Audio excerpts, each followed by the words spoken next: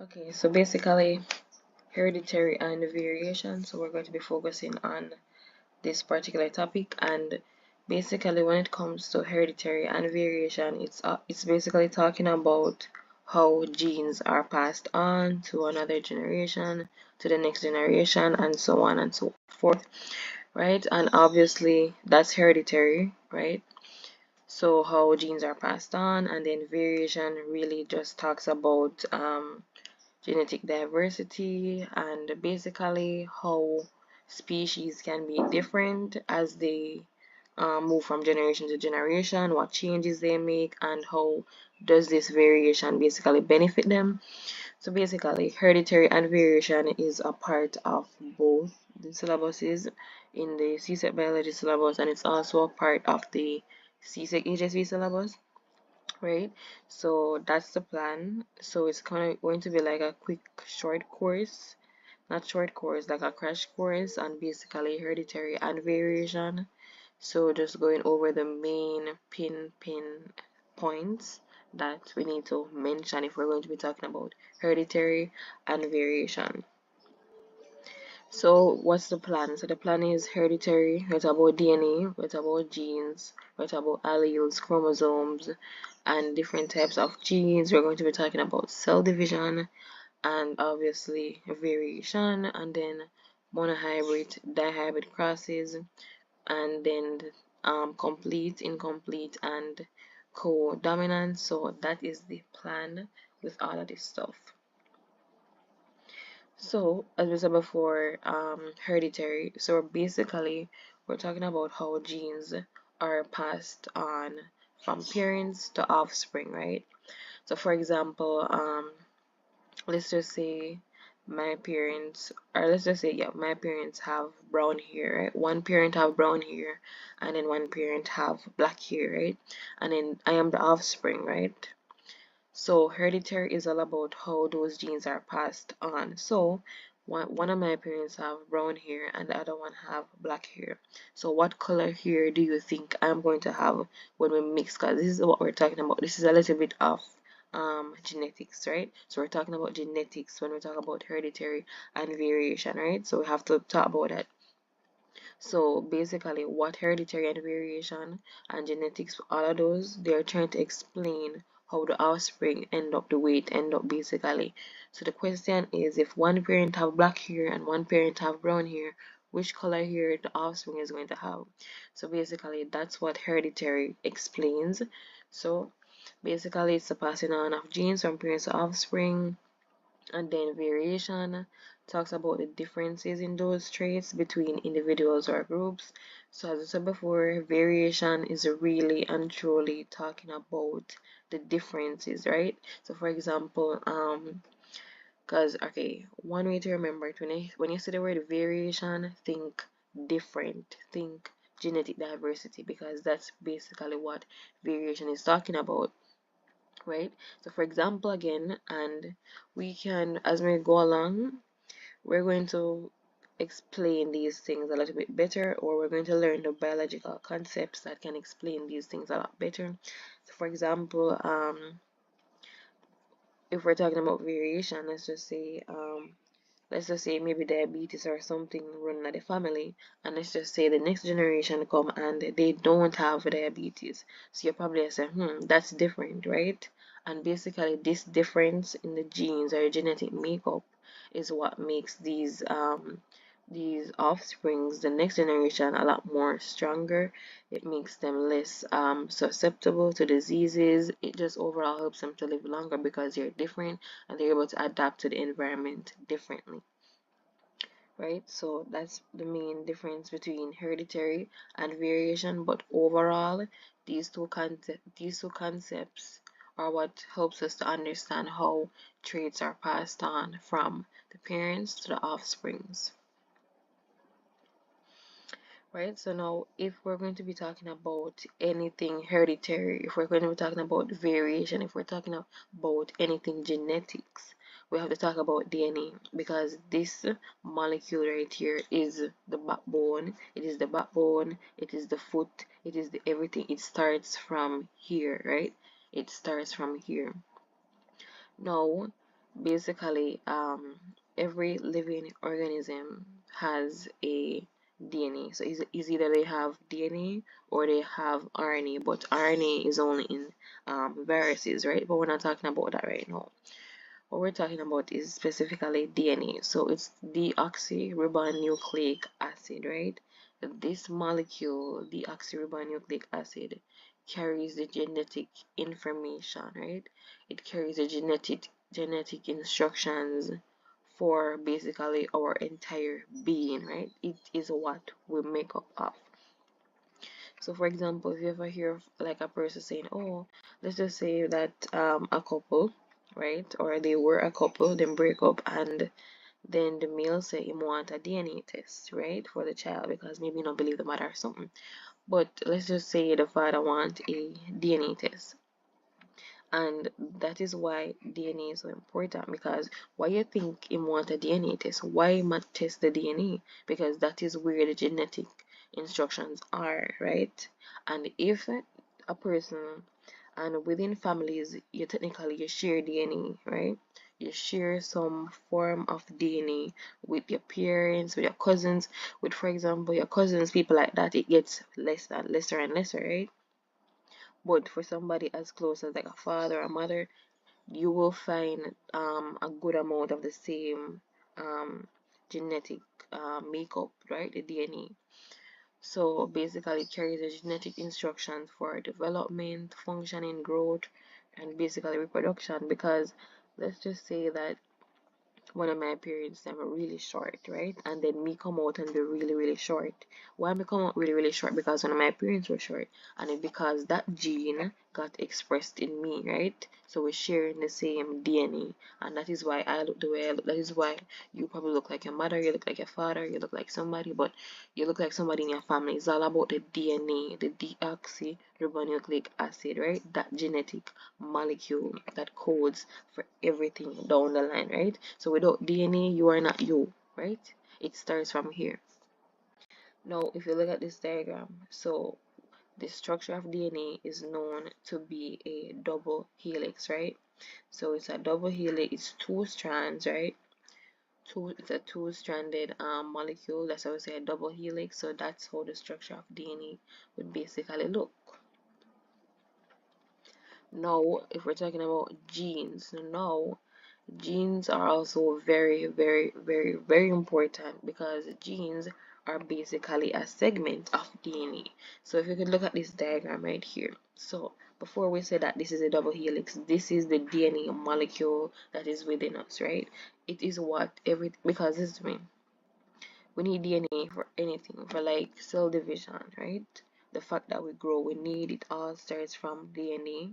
And maybe if you remember the process of cell division, if you remember mitosis or you remember meiosis, you would, and we're going to talk about that later on, but you would remember and know that within the nucleus, that is where you find the chromosome, right? And inside the chromosome, you obviously have the DNA, and then DNA you can find a gene.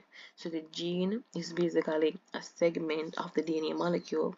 So if this, for example, purposes only, if this was the entire DNA molecule that we had inside of us, that small section, that small segment would be the gene, right?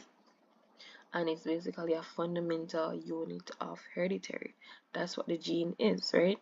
So it contains instructions that are specific to make the specific protein or the specific RNA molecule, but RNA is mainly come up in viruses, but obviously it plays a role in what do you call it now? We can't remember right now, but RNA is also important in our DNA replication process, yes. So that's some molecular biology business, but we're not getting to that. But yeah, so genes help to dictate an organism's traits at the end of the day. So if you look at this is what I was saying. We have the nucleus. This is the cell nucleus. You have all these chromosomes inside of it, and on these chromosomes, you're going to find a DNA molecule. You're going to find DNA. And where you find a DNA, you're going to find the genes, right?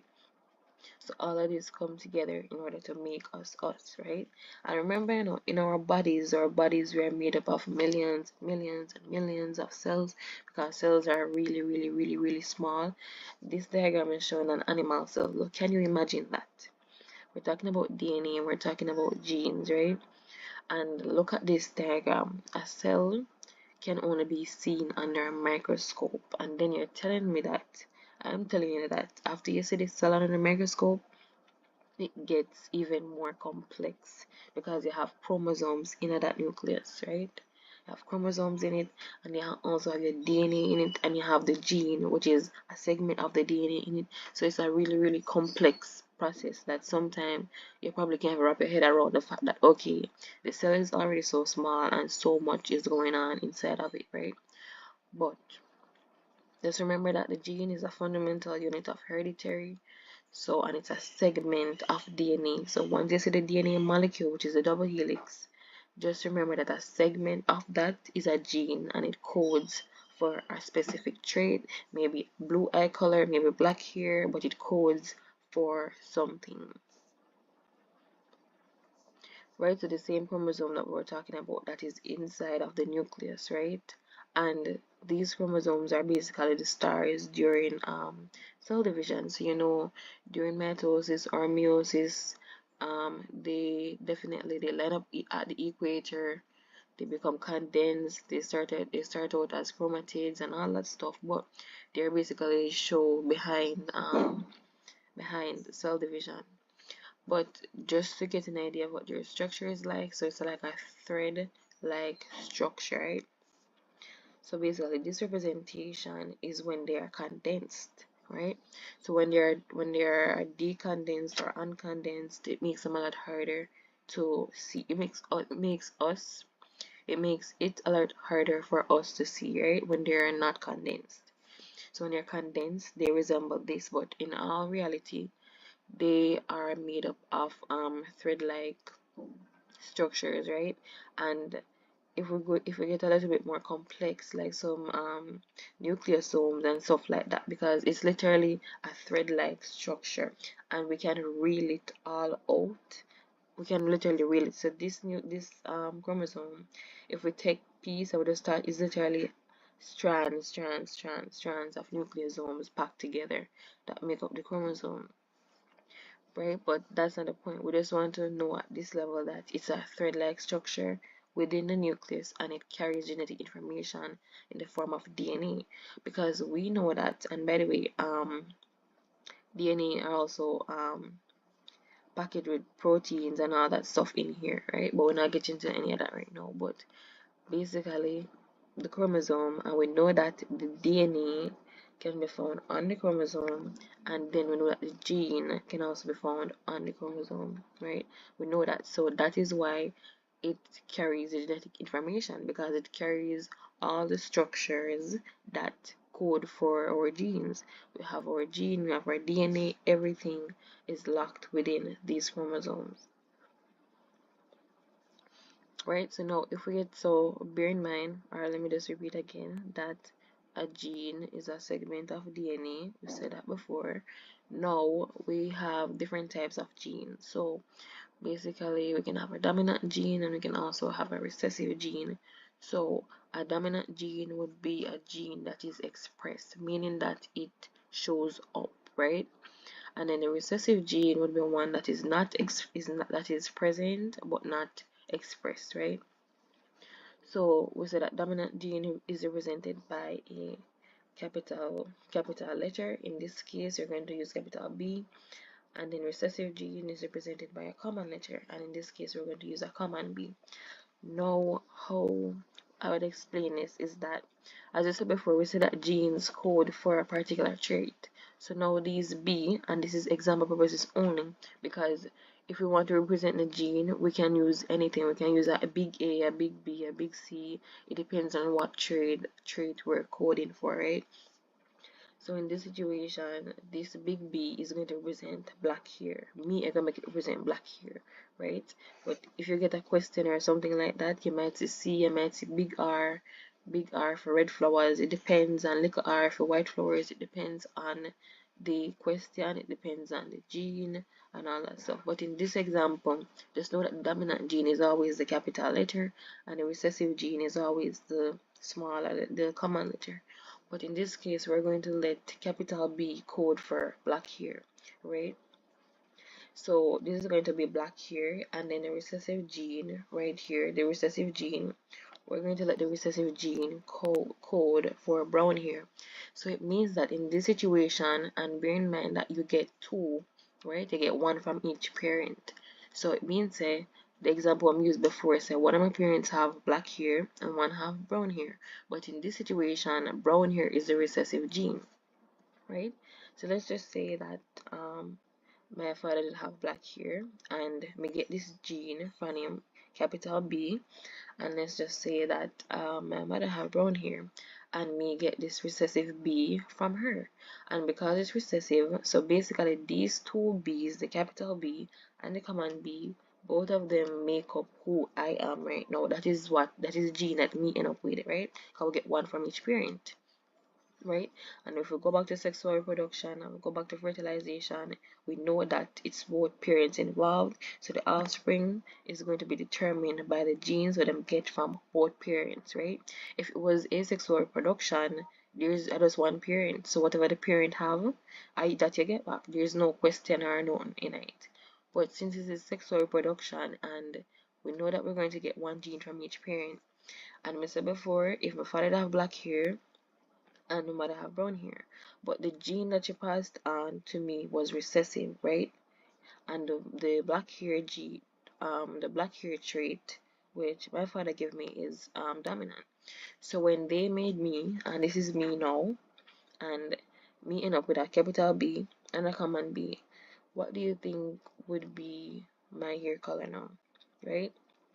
So this codes for black hair, this codes for brown hair. Me get both of them. What color hair do you think I'm going to have if my parents give me both these two genes? My hair color is going to be black, right? And it's going to be black because it's the dominant gene. It means it overpower the little b. The little b is not going to be expressed. It calls for brown hair, so it means that, let's just say in the future, if me meet somebody, if me have some kids, one of my kids then probably will end up with brown hair, right? But at this stage and how they made me have black hair because that is the dominant gene. The black hair, dominant hair, the brown hair is very much recessive, right? But one thing to note is that a recessive gene, when you have two recessive genes, it will be expressed. So for example, if we never have a capital B from my father in this example, and we have if there were two common B's here, that may get one common B from one parent, one common B from the other parent, so brown hair come together, obviously we're going up with brown hair, right? Because the only time a recessive gene is expressed is when both of them come together beside each other. That's the only time, right? That is the only time it's going to be expressed. And the next thing to note is that with the recessive gene, it can show up later on. So you might pass this generation and next generation, and you just say you just don't see anybody with the brown hair, right? But it does not mean that the person is not a carrier, and it does not mean that the person does not have the gene. It just means that their gene is recessive. That means it's like dormant. It did it, but it cannot be expressed. And so if you keep on if an entire family keep on reproducing, meet people and reproduce new offspring, and let's just say that a pair dominant, right? Pair dominant gene the child gets, then the brown hair does not go expressed, right? But it does not mean that the gene is dead.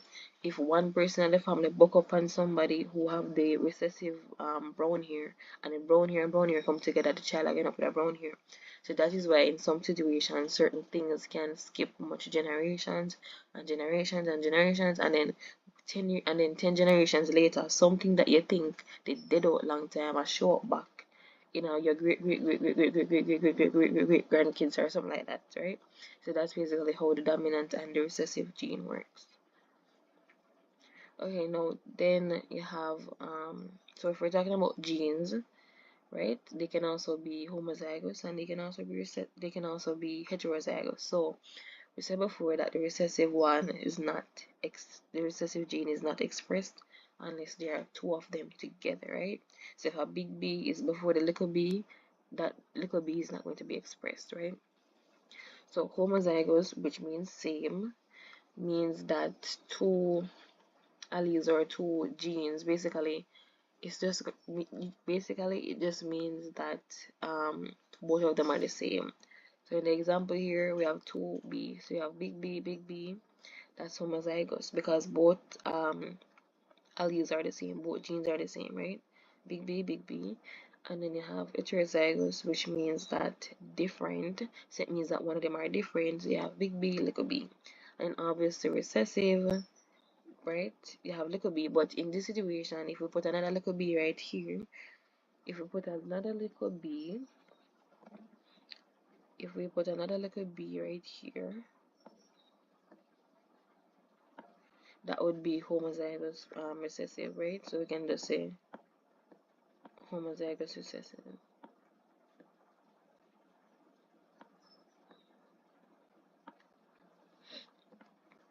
Right, so that could be homozygous recessive. So you have homozygous dominant, you have heterozygous, and then you have homozygous recessive. Those would be the three, right? Those would be the three main ones. Now if we're comparing the genotype now versus the phenotype, so basically when we talk about genotype, we're talking about, and an easy way to remember this is the word geno. Just remember genetic because both of them start with G. So the genotype is really talking about an organism's genetic makeup, and the phenotype is talking about the physical characteristics that me and you and everybody can see. So genotype, genetics, and then phenotype, physical characteristics, right? So in this situation, if we had a genotype, we have big B, and we say that the big B goes for black hair. So this is the genotype, right? This is the genetic aspect of, yeah, big B, and then the phenotype would be the black hair color. Now, so basically, alleles, they're basically a form of a gene, right? So there are a pair of genes that occupy a specific location on a particular chromosome and they control the same trait. So alleles, they are a form of a gene, and examples would be hair color, eye color, flower color. So they're just like different versions of a gene, right? So that is what alleles are. Then we want to find out why is variation is important, right? So we said before that all of this, the entire point of all of this is to really see how genes are passed on from one generation to the next. But how does something like variation drop into this, right? How does variation drop into this? So basically we talked about that variation, we're really talking about what is different between the generations or what is different between the species, right? And so basically variation is extremely important. Why? Because it leads to genetic diversity, right? It's necessary for survival of any living organism, and basically it helps organisms to adapt to new environments. It builds up like resilience so that a species does not become extinct, and it also makes organisms less susceptible to diseases, right? So imagine, and by the way, the variation would come from sexual reproduction and only sexual reproduction. Something like asexual reproduction, if we have a flower, it produces asexually, right? And it is create a bunch of offspring just like that. Let's just say that flower is susceptible to a particular disease, right? And then it will have like 20 offsprings that exactly like it. What's going to happen is that if that disease that can basically kill the parent, will kill off the entire 20, right? And that puts the species at risk for extinction because them can't adapt to the environment. Them have the same exact trait, them have the same exact genes, them can't adapt to the environment. So it means that the parent are dead and all of the offsprings are going to die as well. What that mean? Extinction, right? So that is why variation is important, because even for human beings, if you look at human beings in the sense that what if all of us were exactly the same? For example, like a flu come, you know that some people can actually die from flu, right? Because if the immune system really weak, they can die. So like for even people with HIV and stuff like that, and the virus weakens their immune system. So for example, if me catch a little flu, we can get over it. And let's just say somebody with HIV, them catch a little flu, and because we know that their immune system is very weak because the virus take over. Basically, if they get a little flu, it's not a little flu for them because it will affect them body way more than it would affect me, but quote unquote normal, right? So what's going to happen is that yes, so let's just say it affect them body really bad. So it makes them more likely to die because you might say, oh, them just die from a little flu. But listen, if their immune system is really if the immune system really down and them catch a flu, I eat that for them because their body cannot fight back. The T cells them cannot fight back. They cannot respond, right? Because the virus hijack themselves. So what if that person with HIV, what if everybody was like that person and basically everybody have the HIV, it means that just like how that person could die from it, it means all of you could dead from it too. But in this situation, we're talking about variation and we're talking about diversity. So it means that different people are different, right? Different organisms are different, different species are different, right? And it's necessary for survival because the truth is that if a disease come right now, somehow we're gonna dead. Somehow we're gonna dead, somehow we're gonna live, and somehow we depend on the borderline, right? But it's very important to have variation. It's necessary for survival. And the HIV example, we only use that example because it comes to my head off the bat, but this is not anything related, this is not anything stigma related. We just want to make that clear. But at the same time, HIV does weaken the person's immune system, and right, so it's not necessarily the HIV that kill the person that can kill somebody, but it's just the what it does to the body, meaning that it hijacks the body's cell. It's a virus, and it weakens the immune system significantly where T cells cannot fight back. So that is why variation is important. Or somebody with asthma, basically people have different illnesses, right? Variation. And for example, maybe as I said before, maybe diabetes run in the family, but meaning so you're more likely to get it. Not that you can have kids and it pass on just like that, but you're more likely to get it if it already run in the family. So it just means that you have to be more careful with your diet and stuff like that. But even in that situation, the fact that just because your grandmother did have it, don't mean your mother got have diabetes. Just because maybe if your mother have diabetes, it don't mean that you must necessarily get it, right?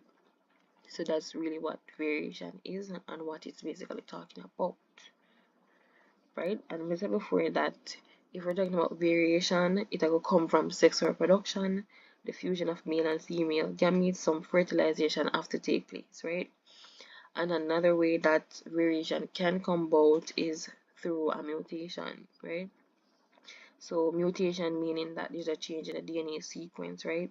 So for example, during maybe cell division, we know that during cell division, during the S phase, that's where DNA replication takes place. Let's just say something went wrong, the spindle never attached properly, something go wrong, a mutation happened, right? And then bam, you realize say you're gonna be different, or I don't know, something gonna change though because it never um line up the way it should, or it never attached the way it should.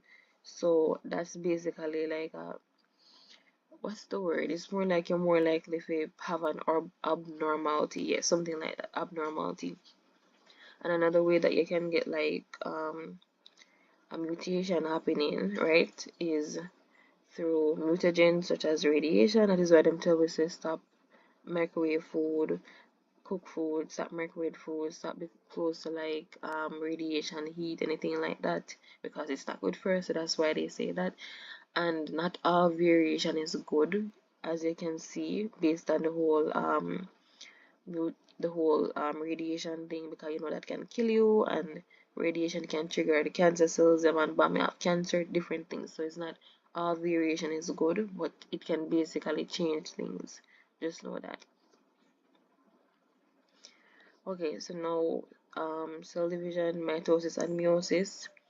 So we're going to focus a little bit on cell division, and not going completely in detail about it, but just like a run through cell division, quick and fast. But basically, there's a more in-depth, I think we call it in-depth video about cell division, so you can definitely go and look at that, both meiosis and mitosis, so you can look at that. But now we're just gonna run through really quickly, right? So as it relates to the stages, well, okay, so we're not going to go through the stages of interphase. Yeah, that's what I mean to say. But we're going to focus on just PMAT. So basically, cell division is the process by which new cells are formed, and the main two types of cell division are mitosis and meiosis, right? Now, there's a difference between mitosis and meiosis, so it's not just one cell division take place in our body for everywhere, right? No, there are two main types. We have mitosis and we have meiosis. Mitosis, that's where our body cells slash somatic cells, they divide. So the word somatic is really talking about body cells, so same thing, body, somatic, same thing. So in mitosis, division of body cells or somatic cells to produce two diploid daughter cells. So we know that the end result of mitosis is going to be 2, and it's represented by 2n. Meiosis, on the other hand, is a specialized type of cell division, right? Because it only focuses on our sex cells, right? So this is how we basically reproduce to have like actual offsprings. No, mitosis is really for like bodily repairs, maybe get a cut, cell division, feed, heal, and stuff like that, right? So repair and yeah, just mainly repair and build up cells, maybe replace worn out cells. So it's really repair and replace of worn out cells in the body. That's what mitosis is. While meiosis specifically, we're talking about offsprings in this situation. And the end goal of meiosis is going to be 4 haploid daughter cells, and the haploid is represented by a N. So this is the process of mitosis. So basically, how I remembered it is PMAT. So prophase, metaphase, anaphase, telophase, and then you have cytokinesis. Now, I say PMAT. So why we include cytokinesis? We will explain that. But even before we talk about these stages, we have to talk about what happens. We're not going into too much details, but we're just gonna brush over it. Interphase. So interphase is that preparatory stage that the cell is basically in before it starts to divide. Now, the cell spends a lot of time, in fact, spend way longer in interphase than it actually spends in the actual mitosis process, right? And interphase comes before both mitosis and meiosis because that's where it's like a resting stage. The cell is just in there growing. It's just getting ready to divide. No, I'm not gonna mention the stages, but we just brush over them. So basically in interphase, we're going to have DNA replication taking place. We're going to have the cell growing and then growing some more.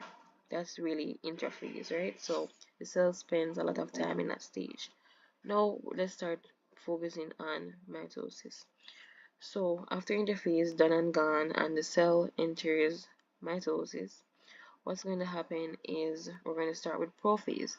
So what's happening in prophase is that these chromosomes are going to become condensed. So as you can see right here, these two are the chromosomes in this situation, right? And this example only shows 2, right? But there can be a lot in there. But this example only shows 2. But this is where the cell is going to, and the chromosomes become condensed. And then you'd also see the central, what's it called, the centrioles. So the centriole or the central, let's just say centrosome, because the centrosome has in the centrioles, the centrosome, which is basically going to be like like a circle or something. They're going to be on opposite ends of the cell. This diagram don't really show it, but it's going to be centrosome. It's going to be an opposite end of the cell. Centrosome is going to be there. Is going to separate to the opposite ends of the cell. That's going to happen, and the chromosomes become condensed. So that's really what's happening in prophase for the most part, right? And the reason why they're becoming condensed is because before they were not condensed, they were uncondensed, they were decondensed, they were not showing, right? And now they're showing, so they're condensed. So that's prophase. So as we move into metaphase right now, by the way, in the middle of these chromosomes, so basically one of these are called a chromatid. So these are two chromatids joined together by that circle ball. The circle ball is called a centromere. So the centromere is holding the two sister chromatids. So individually they are chromatid. One of them is a chromatid. Two of them is a chromosome. So when they're joined together by that centromere, the little ball in the middle, it becomes a chromosome, right? So back to metaphase. In metaphase, we said before that we had centrosomes at the opposite ends of the cell. So this diagram not sure, but it would be like a little circle ball, right? Circle ball. And what's happening in this metaphase is that the chromosomes become lined up at the equator. So this right here is middle equator. It lines up right here, and from these centrosomes or centrioles, we're going to have these spindle fibers extending. When these spindle fibers extend, they are going to basically attach themselves to something called a kinetic core. So the kinetic core is at the back of the centromere, so it's going to attach to the kinetic core, which is on the centromere right here. So these spindle fibers, they extend, they attach themselves, and they have the chromosomes lining up at the equator. Those are the main stuff that are happening in metaphase. As we move down to anaphase, what's happening here is that, and how you remember, by the way, this is a way to remember. Prophase, pro means before. So before, as you can see them just in there and I really don't much, and this become condensed. And then metaphase is from a middle, they line up in the middle. Anaphase means away. So in this stage, these chromosomes are being detached, right? So when you have like a force, two opposite forces, it's going to split it apart. So in this case, what's happening is that the sister chromatids are split apart again, and they're pulled to opposite ends of the cell. That's what's happening here, right? Because two of them were chromosomes, and now they're pulled apart, going to opposite ends of the cell in anaphase, right? So they're pulled they're pulled away from the equator. Now, what's happening in telophase is just that after they've gotten to opposite ends of the cell, we're going to have a like a membrane forming around them, right? Actually, yeah. So basically, they have like its own individual like nucleus forming around it. You know, when if that would be the right word, well, let me just work with it right now. But you can, yeah. So they go to opposite ends of the cell, and as you can see, yeah, I don't want to mention that, but yeah.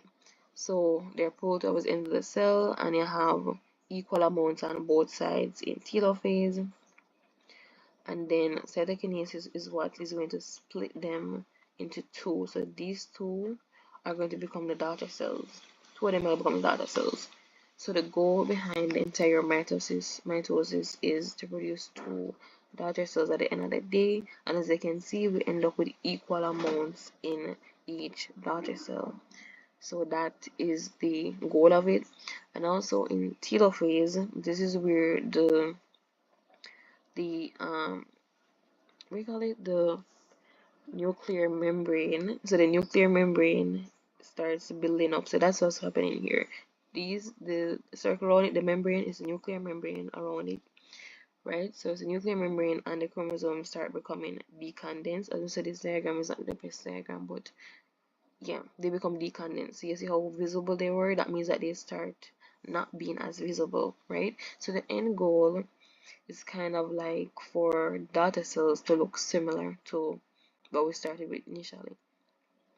But what's happening? Nuclear envelope or nuclear membrane rebuilds, chromosomes become uncondensed in telophase, and then at the end we end up with two separate daughter cells. That's basically mitosis. Then in meiosis, it's basically way more complex. It's complex, but at the same time, it's the same thing.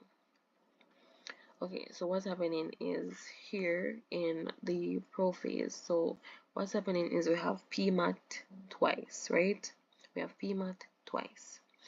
So it means that the cell is going to have a prophase 1 and a prophase 2, a metaphase 1, a metaphase 2, and a phase 1 and a phase 2 is going to have a telophase 1 and a telophase 2, right? Because at the end of the day, we want to end up with 4. That's the goal, right? The goal is to end up with 4. So in mitosis, we ended up with 2. Meiosis, so we basically do mitosis twice. This is, we can just kind of look at it like that. And yeah, we do it twice. So we're gonna have double the daughter cells at the end of the day. So first in prophase, and basically the first round of meiosis is basically just mitosis, right? So you're going to have, but bear in mind that meiosis is the division of sex cells, right? So we're talking about genetic variation and all of that, and we get one from each parent, right? So that's the difference with mitosis and meiosis. So prophase 1, the nuclear envelope is going to break down, chromosomes are going to be condensed, and then something that did not happen in mitosis, which is very important, is crossing over. So crossing over is basically where these diagrams don't really show it and so good, but basically if you look at this one where you see the red have the blue on it, this one with the red have a blue on it right there, that would be crossing over where piece of like a segment off of one chromosome cross over and go up on the other one, right? So that's how we get the genetic variation. So the nuclear envelope is gonna break down, chromosomes become condensed, crossing over takes place in prophase 1. Metaphase 1, same thing, line up at the equator, line up in the middle, and then we have the centrosome, what we talked about earlier, and the centrioles, right? So in metaphase, the centrosome is going to they're going to extend the spindle fibers. Chromosomes are going to line up at the equator, right? Now there's something that is very important here. So in metaphase 1, you can see them line up at the equator, and then if we just jump ahead a little bit and look at metaphase 2, they're also lined up at the equator, but what's the difference is that they're lined up in different directions. As you can see, you see it? They're more horizontal over here, so them very vertical. They line up differently. And also, the next thing we need to make mention of is that we don't just have two chromatids joined together by a centromere forming one chromosome. What we have going on is we have homologous chromosomes in the nucleus. That's what we have going on here. We have homologous chromosomes, and these homologous chromosomes can only be found in meiosis. You cannot find them in mitosis. And as we said before, because we're getting from both parents, right? So that is why we get chromosomes from both parents, right? So at the end of the day, we have 43 chromosomes in total. Also, right? No, we have 46. Sorry. We have 46 chromosomes in total. 46, 46. And we have 23 chromosomes from each parent, right? 23 from each parent, 23 and 23 make 46. So we have these homologous chromosomes, they become condensed, nuclear envelope breakdown, crossing over take place. That's how we get the one version. That's how we get one way of getting genetic variation. I'm soon tell you what the other one be.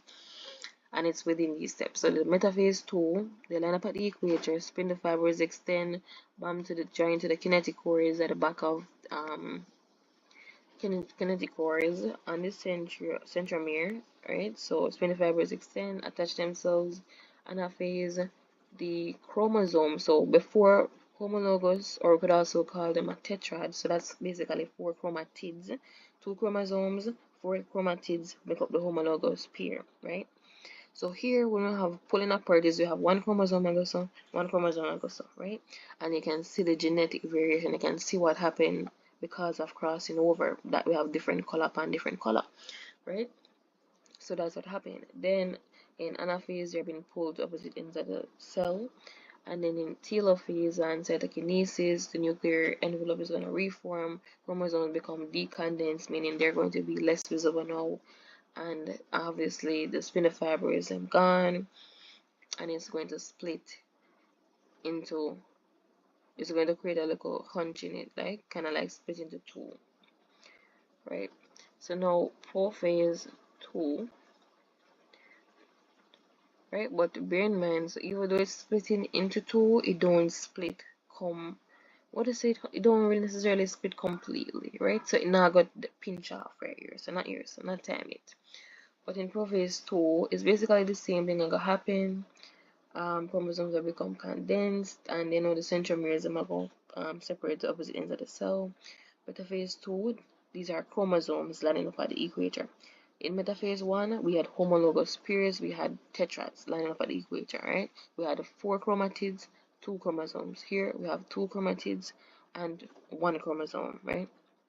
Lining up at the equator, and as you can see, in metaphase 2, they line up more vertically. Anaphase 2, the chromosomes are both opposite ends of the cell, right? And then we're gonna have telophase and cytokinesis, where basically nuclear envelope is going to break down, become decondensed, meaning less visible, and then you're going to split. So at the end of the day, when the cell finally does cytokinesis and splits, we're going to end up with 4 daughter cells, right? So cleavage barrow is right here, but it now completely split. So what's going to happen is this would enter in over here. So I would run it again, I will end up with a 4. The end of this diagram don't necessarily show the 4, but you get the point. Then the last thing we're gonna mention is really about well, this is not the last thing for about the other thing, but yeah, different inheritance. So basically how inheritance works. So we said the entire point of all of this is to find out how genes are passed on. So what's happening here, we're going to talk about the monohybrid cross first, and then we'll talk about dihybrid afterwards. So in a monohybrid cross, it's a genetic cross, right? So this is how we can kind of like predict the next generation, right? So it's about genetic cross between 2 homozygous individuals, right? Remember what we said homozygous meant, they must have the same thing. Now in this diagram, this will be the F1 generation, meaning the first generation. So if the parent had a child, this would be the first generation afterwards, right? The offspring is the first generation.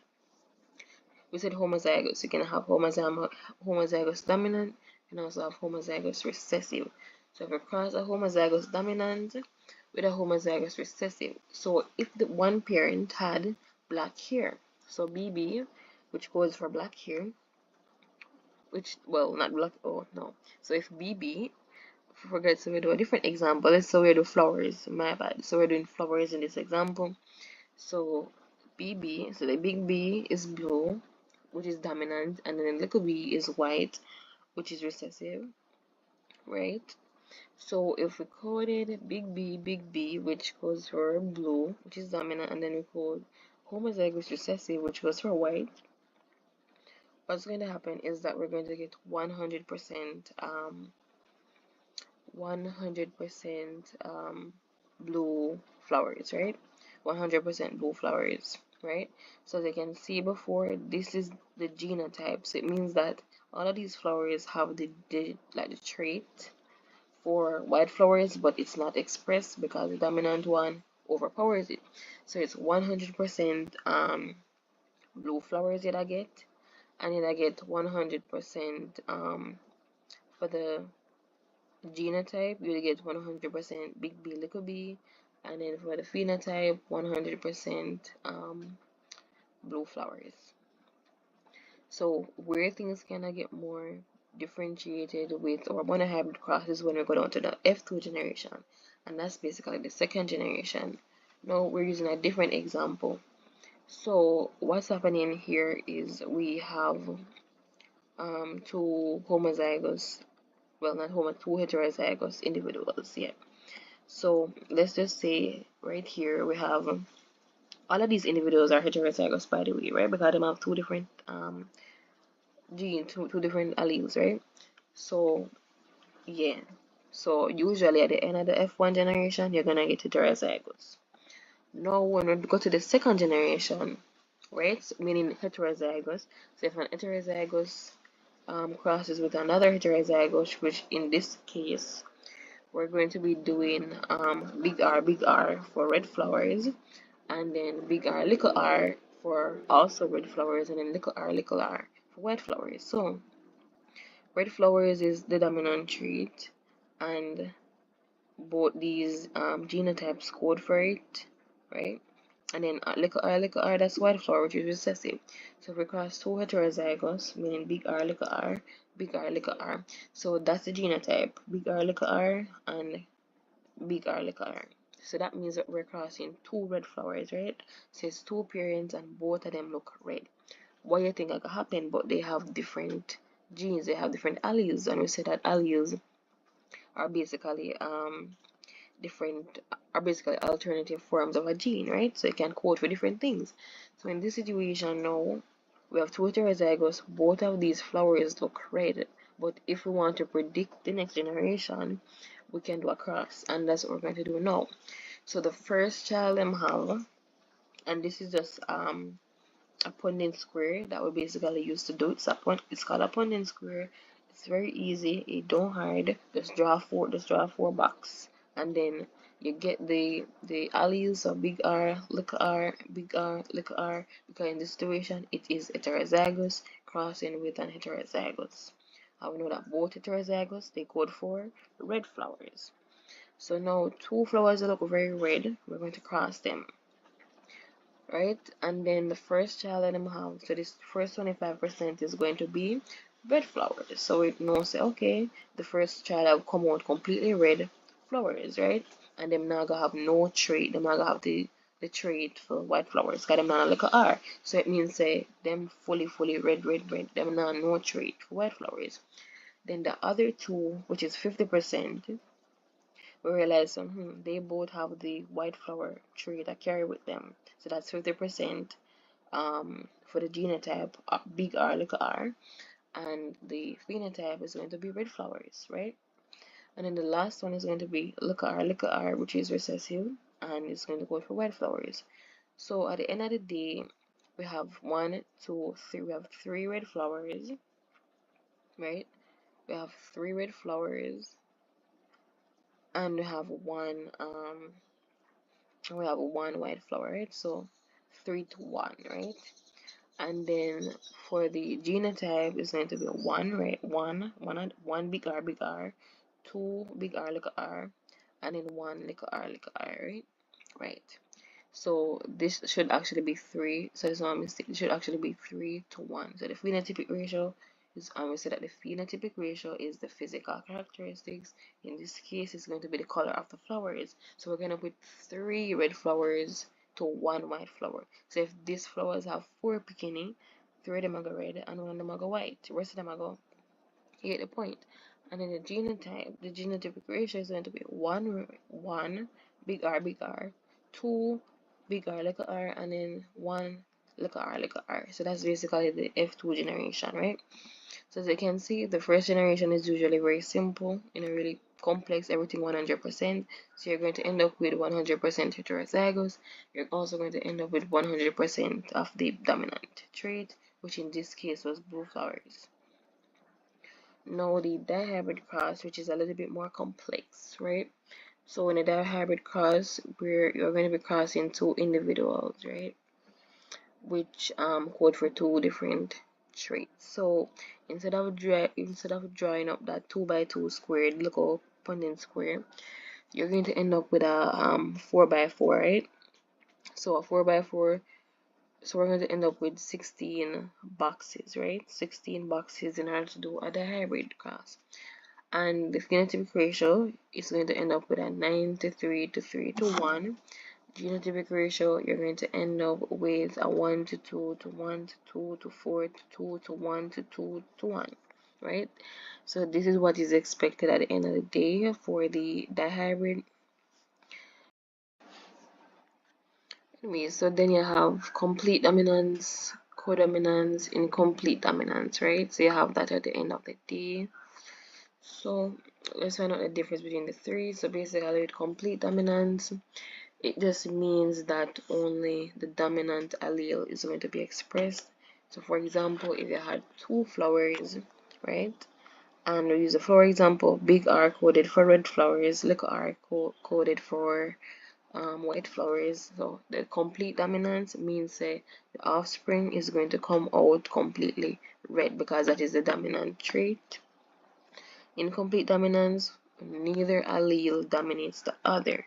So it means that if we had a white flower and we had a pink flower, no, let's just say we had a red flower and a white flower. If we had a red flower and a white flower and they fertilization, they mated, let's just say that, and the flower that we're going to get is going to be pink flower. So it means that both alleles are going to be expressed, and usually when that happens, it's going to give rise to a completely new trait or a different color, because obviously neither parents were pink. One parent did red, one did white. So how did we get pink? Because it was incomplete. It was like a blend of both colors. For codominance now, both alleles get expressed. So for example, if a red parent or a white parent, they have offsprings, and that one plant, we realize that it have both yellow, it have both white, and it have both red flowers, right? That's codominance because both of them are expressed in that case. Anyway, so that's basically it. There is a biology series which basically has the nervous system, more detailed cell division, reproduction. I can't remember the rest right now. Cells, cell structure and function, cell transport, different things like that. And then we also have the CXC playlist, right? Okay, so basically we're going to be doing a reproductive system crash course. So basically this is for both CSEC Biology and the CSEC HSB. So even though CSEC Biology is more general, and CSEC HSB is more focused on the human body, it's the same thing. It's the same thing in CSEC Biology, and it's the same thing in CSEC HSB. So for this particular topic, it's in both syllabuses, right? So you're gonna find the reproductive system in the CSEC biology syllabus, you're gonna find it in the CSEC HSB syllabus also. So you don't have to worry, say, okay, somebody something them you not have to know because you're the CSEC biology, or somebody something them you not have to know because you're the CSEC HSB. It's literally the same thing. The only thing is that CSEC biology students do a lot more in terms of plants and animals and all that stuff because it's more general. But CSEC HSB is focused on the human body, and in this topic we're talking about the human body. So basically the reproductive system is what we're going through, so we're going to try our best to go through this, explain it, and just to get an understanding and like an overview of what this topic is about. So if you never learn nothing, what I would advise you to do is take some notes. That is the first thing. Take some notes as me I go through the slides them. Read it as you go along as well. Also, so take some notes, read it, and stuff like that. So yep. So it's very simple. It should not be too long, I think. But anyways, we'll just get started. But yeah. So basically, the goal is we want to get through these particular topics. So basically, the reproductive system is very broad, right? There's a lot that goes into it. So what we want to talk about is sexual and asexual reproduction, the structure and function of our reproductive organs, both for the male and the female. Although, the female one I'm going to take up a bit more time because a lot more goes on there. Then you have the menstrual cycle, the birth process, birth control, and basically the importance of family planning, and then the issues relating to abortion. So yeah, this is just like a quick crash course, so we're going to take our time and we're going over everything right in a timely manner. So okay, so what I would say before we will get any further is to go ahead and like, comment, share, and subscribe. And then also you can check out this email right here. Check out the email right here if you want tutoring for CSEC Biology or CSEC HSB. And yeah, so let us just get started on this reproductive system topic. let's get into it. Okay, so if we're talking about reproduction, the first thing is that you have to know what reproduction even means. What does it even mean to reproduce, right? And especially in today's culture, sometimes we use the word so loosely, like, oh, reproduction, oh, people just have baby and way. And if when we ask what is reproduction a while ago, if we said that and you say, oh, people have picnic, if that was the first thing that come to your mind, technically you are correct, right? You are correct. So basically, when we talk about reproduction, it's a process by which new offsprings are produced. And the word reproduction, it does not only go for human beings, it goes for animals. So animals, once you are living, you can reproduce. It is one of the 7 characteristics of all living organisms, the ability to reproduce. So humans reproduce, have offsprings, birds, dogs, fish in the water. Once it's living, it can reproduce. So just keep that in mind. And even though we're kind of focusing more on the human aspect, just know so reproduction go for everything. So even the plants, even our flowers, right? So we have to take into consideration that it's not just humans that reproduce, even plants need to reproduce also. So basically, there are 2 main types of reproduction. We have our sexual reproduction and our asexual reproduction.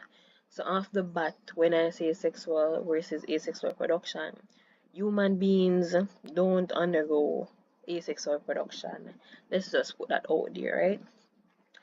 We don't undergo asexual reproduction.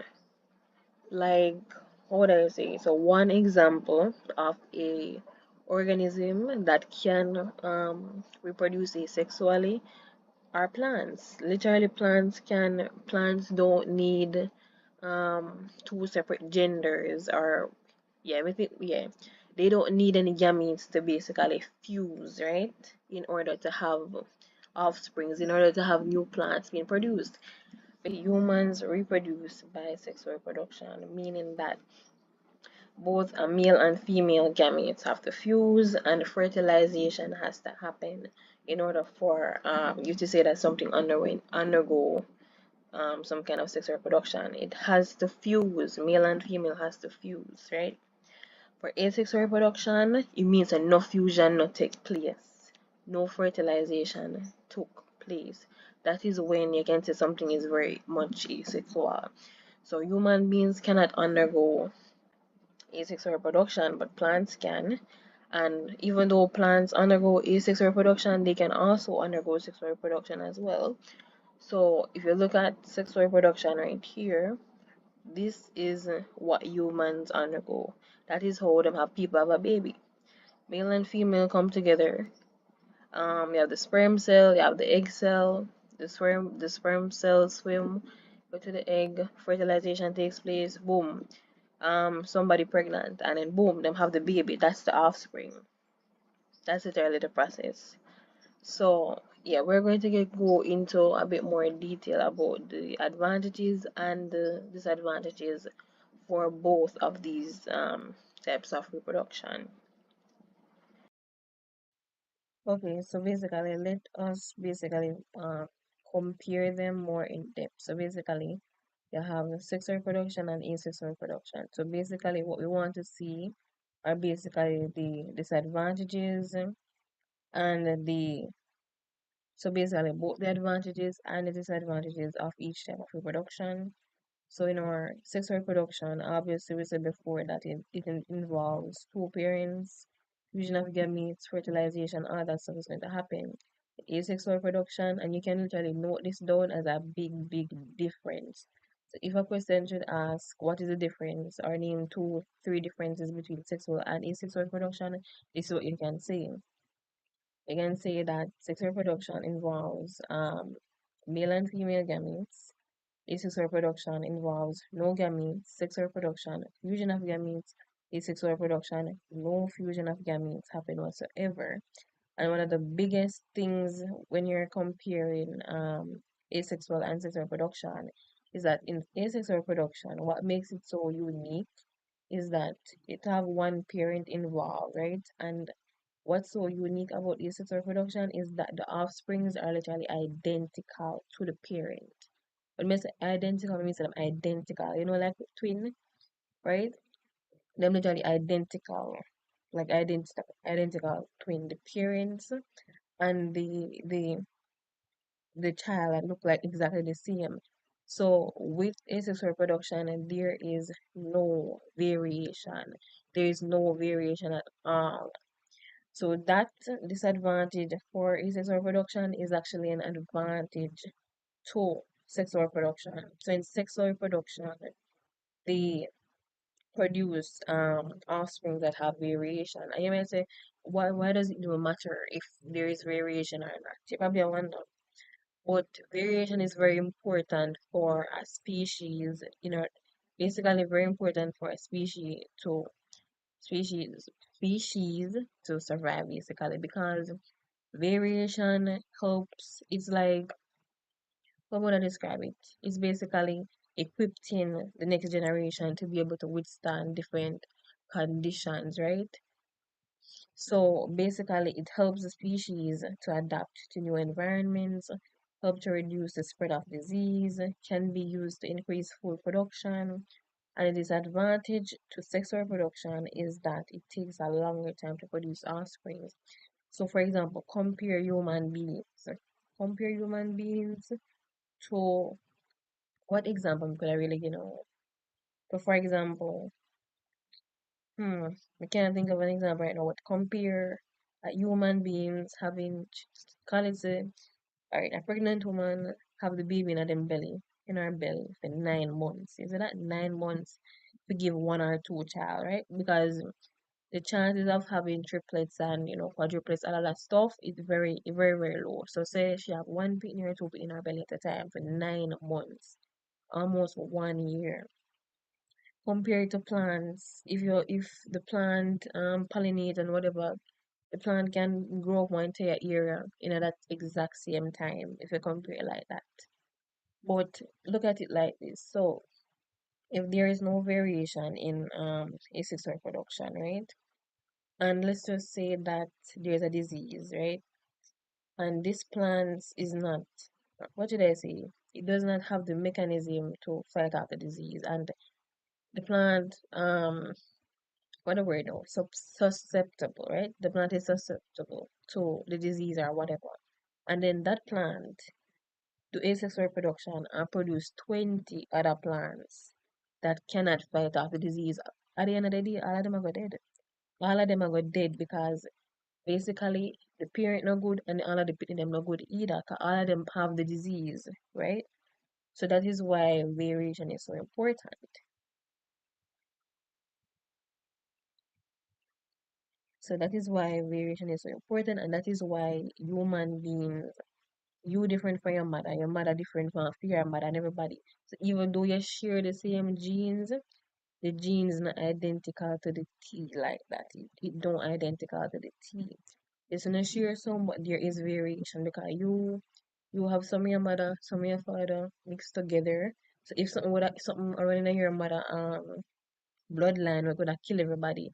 The thing is that fully enough your genes alone you carry. So maybe something in your father genes more dominant, and that is why it don't affect you.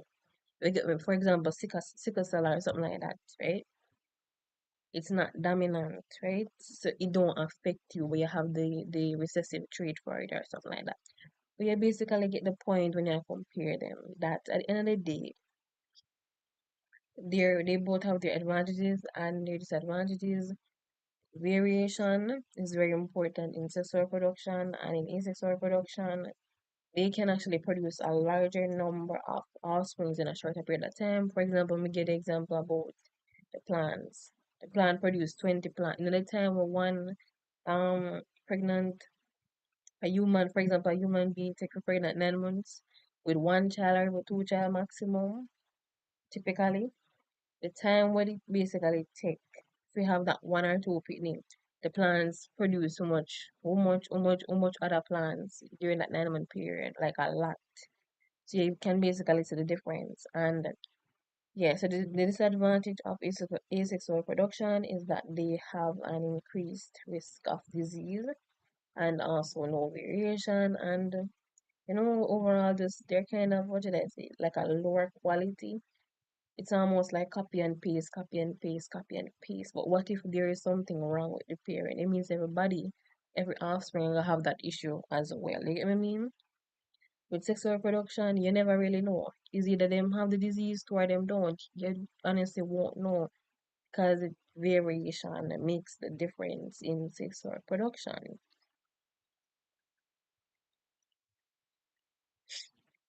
So basically, we're moving on to the female reproductive system. So I would suggest that you at least know how to draw this, right? I would suggest you at least know how to draw it. So basically, let's just go through the label. So basically, this is our reproductive system, and in here, right here, is the uterus. So the space in here is the uterus. So I feel like we're gonna start from the wrong place, but okay.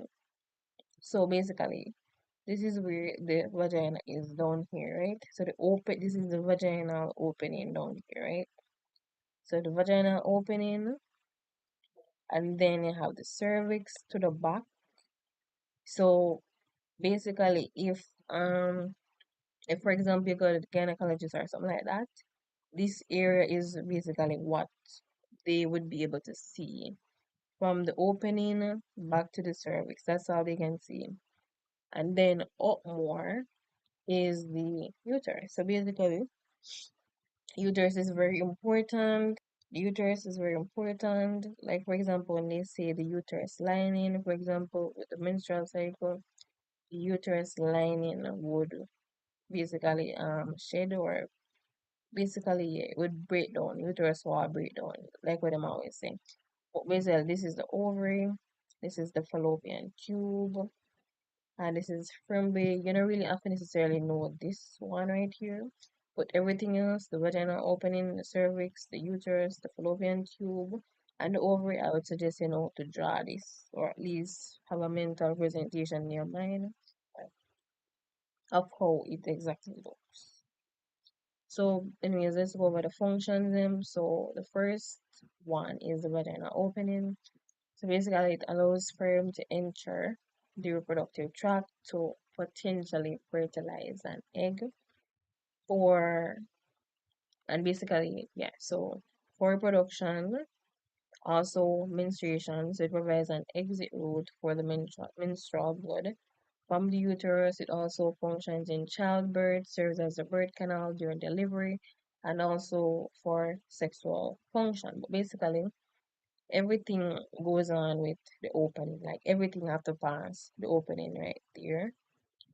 So if you give birth, it have to pass right here. So if menstruation, it have to pass right here. So this is very, very important. So now the uterus, which it is described as a pear-shaped muscular organ that don't spoke properly about here, that functions to nourish and host a fertilized egg until the fetus or offspring is ready to be delivered. So basically, it would be implanted on here, basically. And the ovaries, so basically, the ovaries are the female reproductive glands that produce the eggs and hormones that regulate the menstrual cycle, fertility, and pregnancy. And you have the fallopian tube, which its primary function is to transport an egg from the ovary to the uterus, right? So basically, the entire fertilization process would start with an egg being released from the ovary. The egg would travel through the fallopian tube. The sperm would wait in the fallopian tube for the egg. If the sperm and egg meet, fertilization takes place. So the fertilized egg, which is called a zygote, would travel down the fallopian tube. The zygote becomes a corolla. You're not really sure about what that means. Then a blastocyst as it travels to the uterus, and then it would eventually implant in the uterus lining where it can grow into a fetus. So basically, that is why the uterus is so important. And basically, if that implantation does not take place, that is when menstruation happens, right? So the body is preparing to have a baby every single month. So when the body is preparing to have a baby every single month, it is expecting, right? It is expecting that the egg, the fertilized egg, is going to implant on the uterus, right?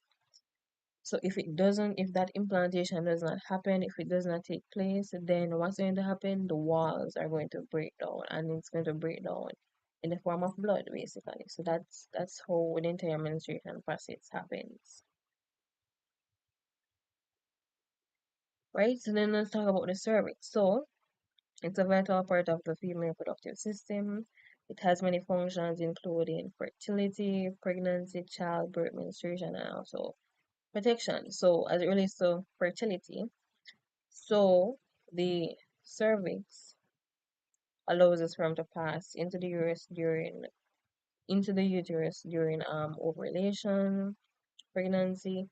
So the cervix is what protects the growing fetus during the pregnancy, childbirth. The cervix dilates to allow the baby to pass through when as in them a push out the baby, right? Like for example, if I hear them say, "Oh, 2 centimeters dilated" or whatever you want to say, that is basically what they mean. And then you have menstruation where the cervix opens slightly to allow menstrual blood to flow out of the uterus. Protection, the cervix secretes mucus to prevent bacteria and other harmful microbes from entering the uterus. And then recognition, the cervix recognizes and prevents pathogenic entry.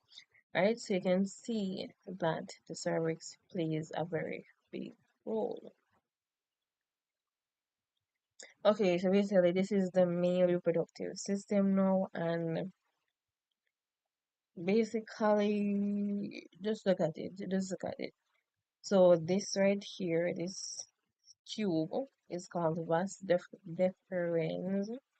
You have the pubic bone, which are not really too relevant. Then you have the penis, the urethra here, the scrotum, the testicle, epididymis, the prostate, rectum, and then the ejaculatory duct. So basically, this is the male reproductive system. So you can just look at both of them and literally compare them. In this situation, it would seem like the female reproductive system is a lot more simpler, and the male one is a bit more kind of all over the place. But as I said before, that's our seminal vesicle right there, but the pubic bone not really relevant, but everything else is really serving a purpose. Right, so this is a quick function for each of them. So testes produce sperm, the epididymis stores sperm, the vas deferens is what transports or conducts the sperm to the urethra, and then you have six accessory glands, which that one not necessarily there on that diagram, but you produce seminal fluid that nourishes the sperm. You have the urethra, which conducts the sperm to the outside, the penis, organ of copulation, the scrotum, provides proper temperature for testes basically, right? So it regulates the temperature. Right? So basically, when we say that the when we say that the penis is an organ of copulation, basically it means that it it basically transfers sperm, right? That would be the best way for me to describe it. It transfers sperm. So for example, when it transfers the sperm, it is basically what deposits the sperm into the female reproductive tract. So basically, that's what it basically means. Now, if we go back on the diagram, right, I would just look at it more in depth. So basically, the vas deferens, we always produce it, we always pronounce it away, but the vas deferens. So basically, it's a muscular tube that carries sperm from the epididymis. So this is it, the right of here. So this is the epididymis. So what the vas deferens does is that it carries sperm from the epididymis to the seminal vesicles, right? So look at it. It's carrying the sperm from here to the seminal vesicles, right? And then you probably say, what are the seminal vesicles? So basically, they are glands that produce a fluid rich in fructose, which nourishes the sperm and makes up a large part of the semen. So everything is working together in this reproductive system, right? And I would very much advise that you know at least one function for each of these, the relevant one there. Like the vas deferens, the urethra, testicles, scrotum, epididymis, the seminal vesicles, all of those stuff ensures you know the function, right? Ensures you know the function, but yeah. So we're with seminal vesicle. Yeah, so it makes up semen essentially, right? Then you have the testes. So basically, it's located within the scrotum, as we can all see right here. This is the scrotum, and it's basically responsible for producing sperm and the male hormone testosterone. So the sperm is produced, and the vas deferens transports it to the seminal vesicle. Seminal vesicle makes the semen, right? So we already get that far. And then urethra here is what carries urine and semen out of the body, right? And then the epididymis, and let's talk about the prostate. So basically, it's a walnut-shaped gland that surrounds the urethra and adds fluid to the semen, right? So that's really what it does. So we know that the seminal vesicle is what's going to make up the semen. We're saying that the prostate adds fluid to the semen right here, and the scrotum is just a sack of skin that holds the testes and helps to regulate its temperature, right? And then this is pretty much self-explanatory, right? It's basically the opening where urine, semen, everything pass through the penis. So basically those are the functions, and then now the birth process. So the birth process. Okay, so the birth process, also known as labor, has three stages: the dilation, expulsion, and placental. So during labor, the cervix is going to open and the baby is going to move through the birth canal. So the first thing is dilation. So this is the first and longest stage of labor. And remember how me that say how you ever watch like maybe YouTube or some movie or something and you hear the doctor them say, oh, them say 2 centimeters dilated or 3 centimeters dilated, whatever you want to guess. But it's basically this. So this is the first part of the birth process. So basically the cervix is going to slowly open, and then during this stage, the pregnant woman would normally feel contractions, right? So they might be regular or irregular, or they might not even notice them completely. And as long as the doctor said it's safe to stay home, they would usually be at home during this stage. So like the early, like maybe 1 centimeter or 2 centimeter dilated, they don't need to be in the hospital, right? So when it start gets serious and they keep on, I guess having more contractions, more irregular contractions, or painful contractions, that is when them say, okay, we need to go to the hospital. So then expulsion, which is the second stage of labor, also known as the pushing stage. So basically, when you go to the hospital, well, not you, but when the pregnant person go to the hospital and then them check them and say, wow, them this much dilated. And then I say, well, listen, you already have the baby. So when them do that and them hook you up on the hospital bed and everything, or yeah, them hook you up on the hospital bed, put on drip on whatever you need and whatever. And depending on the situation, when them check the baby to see if the baby sit properly in the belly, yes or no, they will decide if you need a C-section or not. They will decide if you need an epidural or not. If them feel like they cannot push out the baby and all is going to be well, they're going to say just push out the baby. So yeah, so basically you go to the nurse or the midwife, I go monitor you and the baby, and then after them done set you up and everything, them I go tell you when it's safe to start pushing. So now once the baby's head is out, the rest of their body will eventually slip out during the next contraction. So basically, that is the ideal way for giving birth. Usually, them say make the head come out first because it's usually a lot more safer, right? It's a safer thing to do. If the baby sit upside down, sideways, across here, it will create a lot of problems. And in that case, they might tell the pregnant woman to have a C-section or something, or they might tell them to, I don't know, do something to try and turn the baby, right? So the placenta, which is the third stage of labor when the placenta is delivered, so this stage can take a few minutes or up to 60 minutes. So factors that influence, so basically that is when them push out the baby and them go we call it cut the umbilical cord. But me pronounce it properly. Them cut the cord and all that stuff, and boom, we have a brand new baby. So that's the last stage. So now anyways, the factors that influence the length of labor. So whether you've given birth, whether the person has given birth before, or the frequency or the effectiveness of the contractions. So for example, if the contractions are just bad off the get go, bam bam bam bam, then you go push out the baby quick and fast.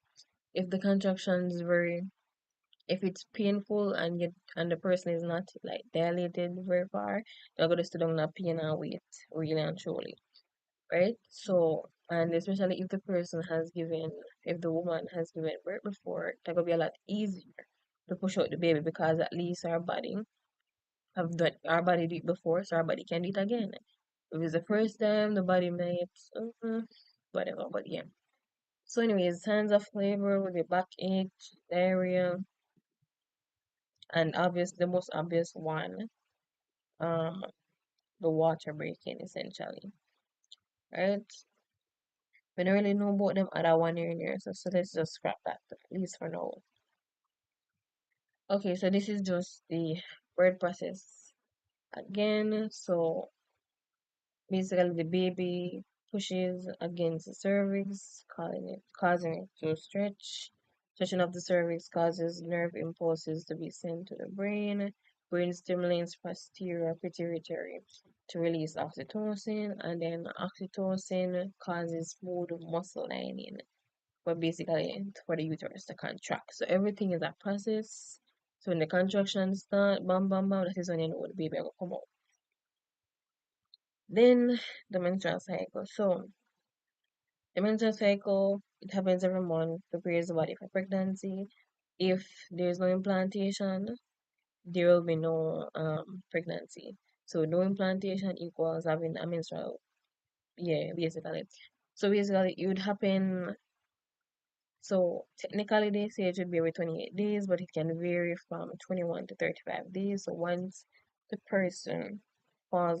female falls within 21 to 35 days, it should not be alarming that much, but again, talk to your doctor. No, anyway, cycles often longer and less irregular for the first.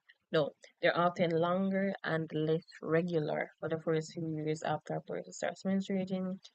Cycles tend to shorten and become more regular with age, and it can be light or heavy, painful or pain-free, long or short, and still be considered typical because pain being associated with it is seen as normal and somewhat basically it is very much normalized in today's society, right?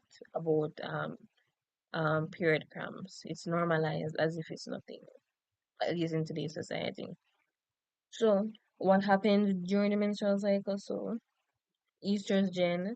So basically, once you're talking about the menstrual cycle, two very important hormones you have to talk about is estrogen and progesterone. Basically, so estrogen, when those levels increase, they cause the lining of the uterus to thicken, right? So the uterus lining is going to thicken, and then ovulation, the egg is released from the ovary and moves into the fallopian tube. So now what the body is expecting at this point is, oh, I'm gonna get an egg and egg will implant and you'll get pregnant. But when that doesn't happen, opposite happens. So next, the progesterone levels are going to increase after ovulation, while the estrogen levels decrease. So then, if the egg isn't fertilized, progesterone and estrogen levels decrease, and the line of the uterus is shed. So that's what comes off as blood at the end of the day. If the egg itself is not fertilized, this is basically just a diagram of the process of the menstrual cycle, right? So these mountain or hill would basically represent it. It would represent the uterus line building up, right? And then obviously menstruation happens here. That is when it sheds and it goes down, then it starts build up all over again. Then it happens again, type of build up, shed, build up, shed, build up, shed, build up, shed, all over again basically. Right? So there it is, line of the uterus, and it would shed the blood. Alright, then over here, the next topic is basically about birth control. So basically, this diagram shows the less effective to the most effective, and the most effective method would be abstinence, right? That's the most effective method. If one should choose not to do that, what's the next step? So basically, the next step is, and basically, these are the least effective: spermicide, fertility awareness, meaning that you would track the cycle to basically be aware of when you're ovulating, because if somebody is ovulating, that would be the best time. That's basically the time when they're most likely to get pregnant, right? For some reason. We don't know the science behind that, but whatever. Okay. Yep, so less effective. So this is 71 to 76% effective. And then this next round is 78 to 82% effective, depending on the method. So you have the cervical cap, the sponge, then condom, that one is external, and then you have the diaphragm, but me think this, and this would actually go inside of the vagina. And then 92 to 97% effective, you have the patch, the ring, the pill, and you also have the shot. Then 99% effective, you have sterilization. Basically, this would mean that they tie their tubes, or them have an implant, or you get an IUD. But an implant is what them put in them arm, I think. I don't necessarily remember. But yeah, right? And then the next thing is the benefits of family planning. So basically, the benefits of family planning are the person gets to decide the number of children, and also the spacing of the children, right? So for example, some people want their kids like with a two-year age gap, right? So they might say, oh, if you have one in 2024, you have the next one in 2026. So you basically plan it exactly, right? So it prevents unintended pregnancies. So, oh, once you did family planning, you can't say, oh, we never did know, or oh, we never did plan for this, or we can afford to take care of more pitney, right? So that is the benefit of family planning. So it reduces the recourse to abortion. So basically, and basically these are both connected, because one, unintended pregnancy, and then they say, oh, me don't want no pitney, me will get an abortion. So if you do family planning, you won't get pregnant. Okay, if you know you don't want no pitney, it makes sense you'll get pregnant, if that makes sense. Right? So reduce giving you the opportunity to go get an abortion. And then getting an abortion can have risks to it. So then also family planning decrease HIV and STIs, gender equality and education for women. So that basically the person is not necessarily, I'm just saying, no, just to have pitney back to back to back when they can't take care, and they actually get to go to school, and then get like them other life goals out the way as well.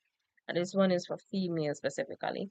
And then slower growth reduces pressure on resources. So basically, once you do family planning, you're able to plan a lot more. For example, if you know you can't take care of 5 pitney, it means you're not gonna have 5 pitney, right? That's basically what it means. And then cost savings as healthcare is by, right? So basically, this is just healthcare because an idea picnic expensive. Children are expensive, so it goes back to resources. If you cannot afford it, don't go down that road. Because when you have five picnic, the five picnic them sick on you, how would that go? Right? And you plus your health insurance and stuff like that. And then it saves the lives of women and newborns. For example, you're having let's just say you have a situation, maybe rape or something, and maybe a 12-year-old get pregnant, and because the 12-year-old body is not, even though technically yes they can get pregnant, their body don't obviously no, it's not fully developed to bring a child. So now when we get pregnant with a child and that 12-year-old could die with the baby. The baby didn't she did too because her body not strong enough to push out no picnic. Right? So basically those are the benefits of family planning. Right? And then the next thing that we're going to look at is the issues relating to abortion. So there are ethical concerns, right? So some people might say it's wrong. It's just wrong to kill the fetus, kill the child, and all that stuff. So there are ethical concerns, legal aspects, right? And you know that abortion is not legalized everywhere, right? In some countries, getting an abortion is very much illegal. And if them find out you get an abortion, they can go to jail, basically. And then the medical risk, right?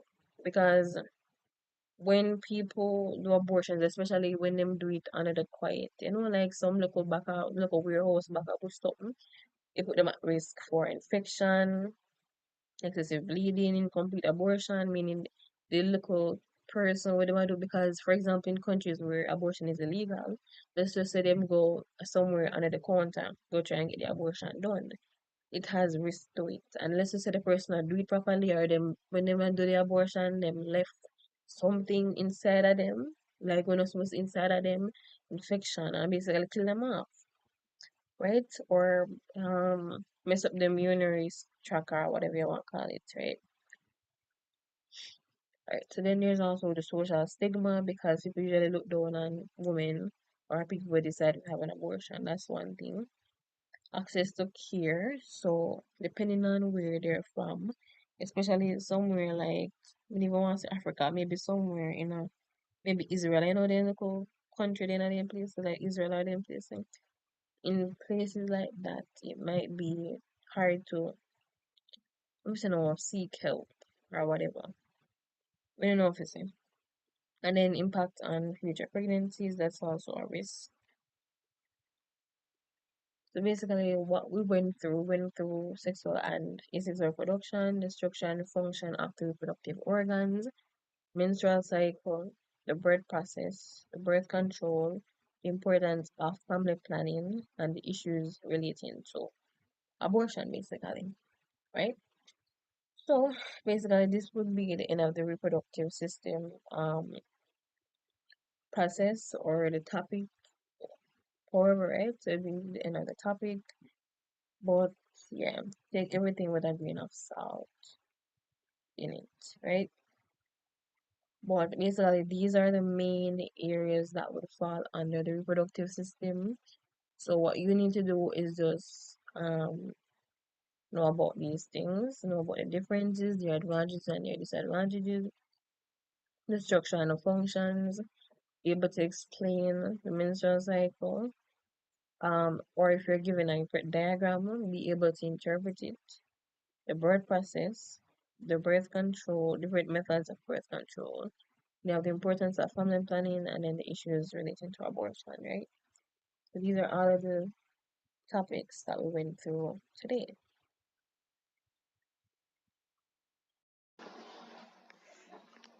Okay, so basically now we're going to do the circulatory system. So basically this goes for both the CSEC HSB as well as the CSEC biology. So if you're doing either CSEC HSB or you're doing either CSEC biology, it does apply, right? It's the same thing. It is literally the same thing. So basically, that is what we're going to get into. And basically, when we talk about the circulatory system from the get-go, basically what it's saying is we're trying to we know that organs make up systems, right? So the order is that cells make up tissues, tissues make up organs, and then organs make up systems. So that's why we're talking about the circulatory system. So we're talking about how blood gets around the body, how it gets oxygenated, and basically how that entire gas exchange process takes place to keep to basically keep the blood having oxygen in it. So that's what we mean by circulatory system. So yes, and we're going to be talking a lot about the heart and all those things. So yeah, so the topics that we're going to go into are basically why do we need a circulatory system. That's one. The materials that are transported around the body. Then we're going to be talking about the components of the blood. Then we're going to be looking at the structure of the heart, like the design, or the the outline, the structure of the heart basically. Then we're going to be talking about blood vessels such as arteries, veins, capillaries, and basically the role that they play in all of this. And then we're going to actually discuss exactly how double circulation takes place, and basically why it takes place in our body. So basically in humans we have double circulation. So basically what that means is that the blood passes through the heart twice. So obviously deoxygenated blood, and then we're going to have oxygenated blood, right? And then we're going to look at blood pressure, meaning systole and diastole. So that's basically the plan with the things that we are going to get into.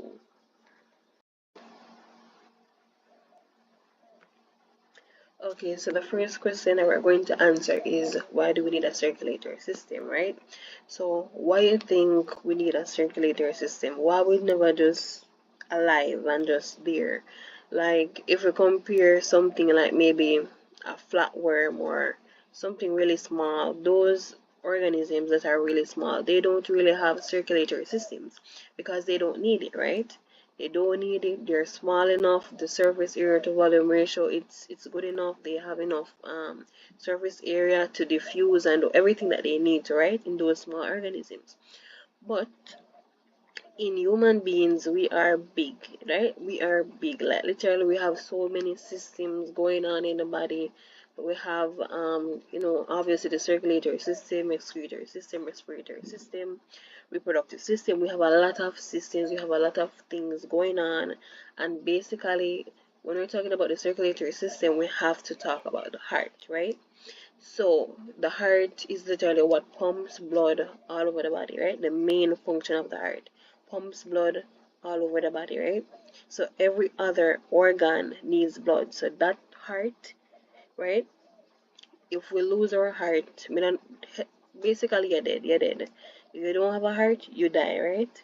For example, and if we look at another system, like for example, maybe the reproductive system, let's just say a woman takes out her uterus, she can still live afterwards, right? But with the circulatory system and with the heart, there is no living.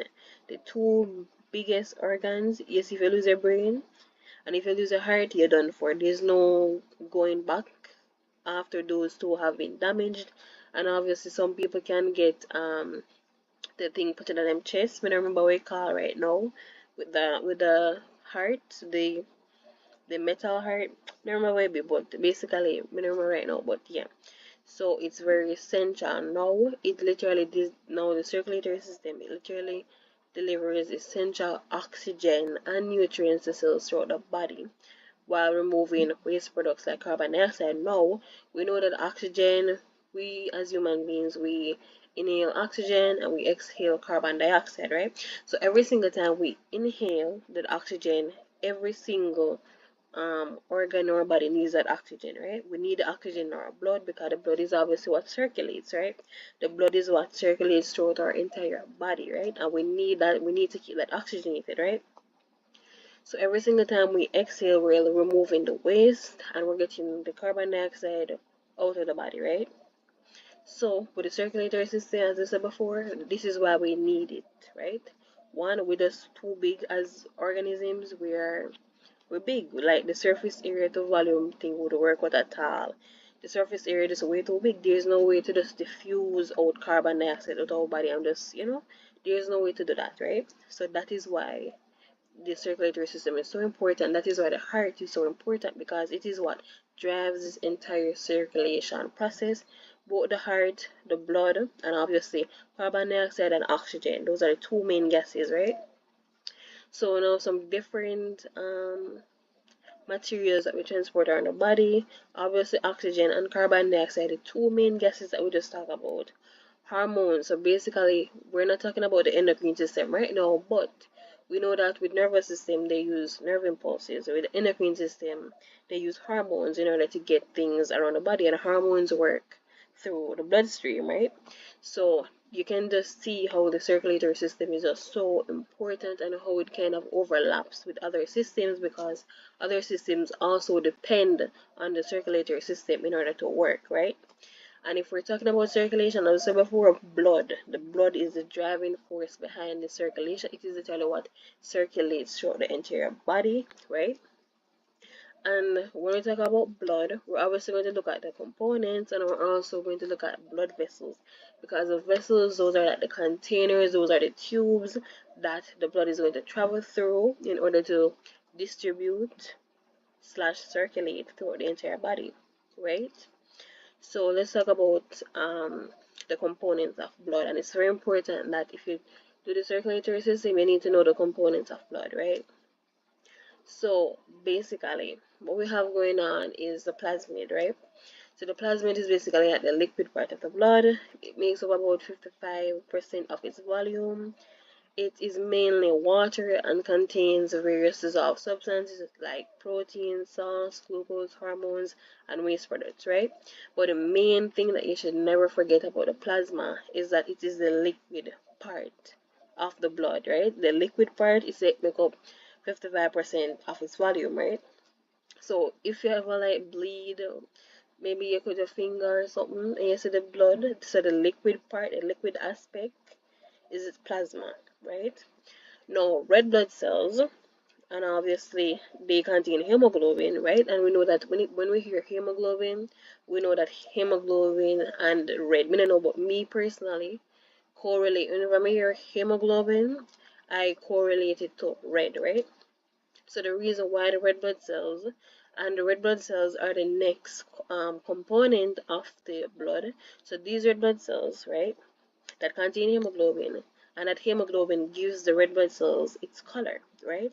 So that is why blood is red, because hemoglobin inside. And the next very important thing about red blood cells, right, is that they carry oxygen. So literally, if you ever hear like them say some people anemic or them have low blood count and stuff like that, but basically it's very important that we maintain a healthy level of red blood cells, right? Because they are literally the oxygen carrying cells within our bodies, right? So they carry oxygen from the lungs to different tissues all over the body. So they are extremely important, right? So hemoglobin, so what you need to take away from red blood cells is that they carry oxygen, they're made up of hemoglobin. Hemoglobin gives it its red color, right? So basically plasma is in the blood, red blood cell, they're all these four, they are all inside of the blood. So when you bleed and you just see it like that, your naked eye can't really see much, right? But put it under a microscope, and these four main components of blood will be literally seen. So you'll be able to see everything. Now this word right here, eh, I can't even pronounce it myself, but erythrocytes, this basically is the same thing as red blood cells. It's just another word for red blood cells, or the more technical name for red blood cells. But just remember that plasma, liquid part of the blood, red blood cells carries oxygen, right? It carries oxygen, and it contains hemoglobin. So just remember those main things about these two. So now white blood cells. So the main thing that you need to remember about white blood cells is that they fight infection and they fight diseases, right? So for example, if you get a cut, right? If you get a cut, these white blood cells are literally what would rush to the area, right? So basically, if, as we said before, we get a cut, white blood cells literally what fight infection and diseases. So they try their best to prevent you from getting sick. they are part of the immune system, right? And then being a part of the immune system, that is their role: infection, fighting infection, right?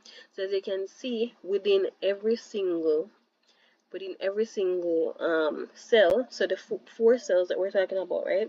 And this is the third one, right? Blood cell. You can realize that each of them, each component of the blood, carries out a separate role. Like they're not overlapping in function, and you understand exactly why we need the plasma, why we need a red blood cell, and now you're seeing why we need white blood cells, right? And just to make it clear, white blood cells don't actually white. They don't actually like just white. If you look at it under the microscope, it's not going to be white. You understand? But we don't know why they call it that, but it's white blood cells, right? So the last one we're going to look at is platelets. So basically, the main thing about platelets is that they function for blood clotting. So they clot blood, right? So helping to stop bleeding when a blood vessel is damaged. So as I said before, if you get a cut or anything like that, this is what helps the blood to clot. You understand? It helps the blood to clot up together to stop bleeding. So as you look at them, you just need to know the function and know that these are the components of the blood. You might see it on an MCQ, or you might see it on the paper 2 in a free response. So infection, white blood cells, and then blood clotting, platelets, right?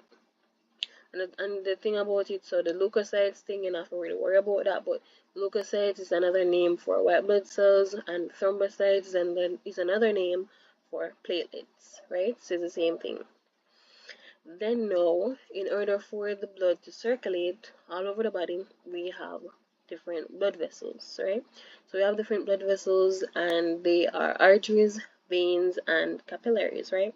So in their structures, they are very different, very different, right? And there's a photo right here comparing the three of them. So we can see an artery, we can see the vein, and then the capillary. So usually the artery is the biggest one, right? It's the biggest one, right? So the arteries, they carry oxygenated blood from the heart to the rest of the body, right?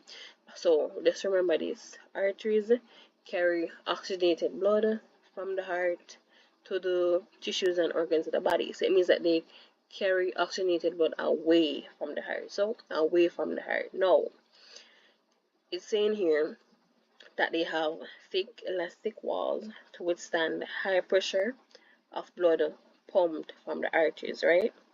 So the high pressure of blood pumped from the arteries, right?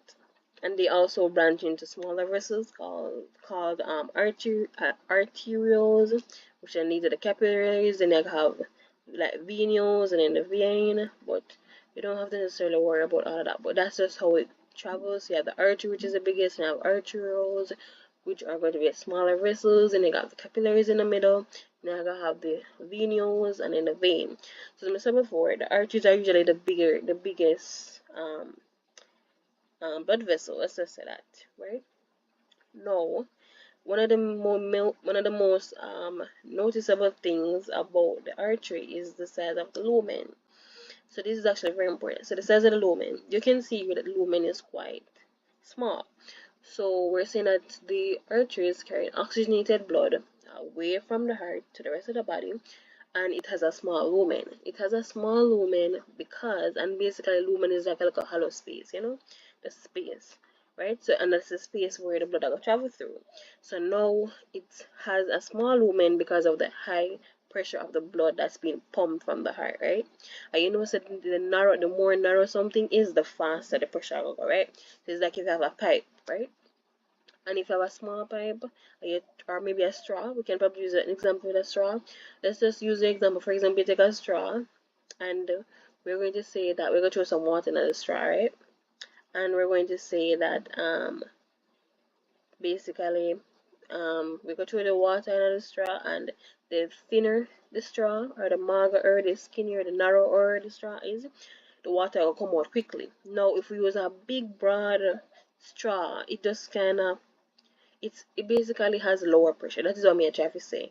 The bigger it is, the lower the pressure, and then the more narrow or smaller the lumen is the faster the pressure. So the blood is moving fast. So it's narrow and the blood does not move fast.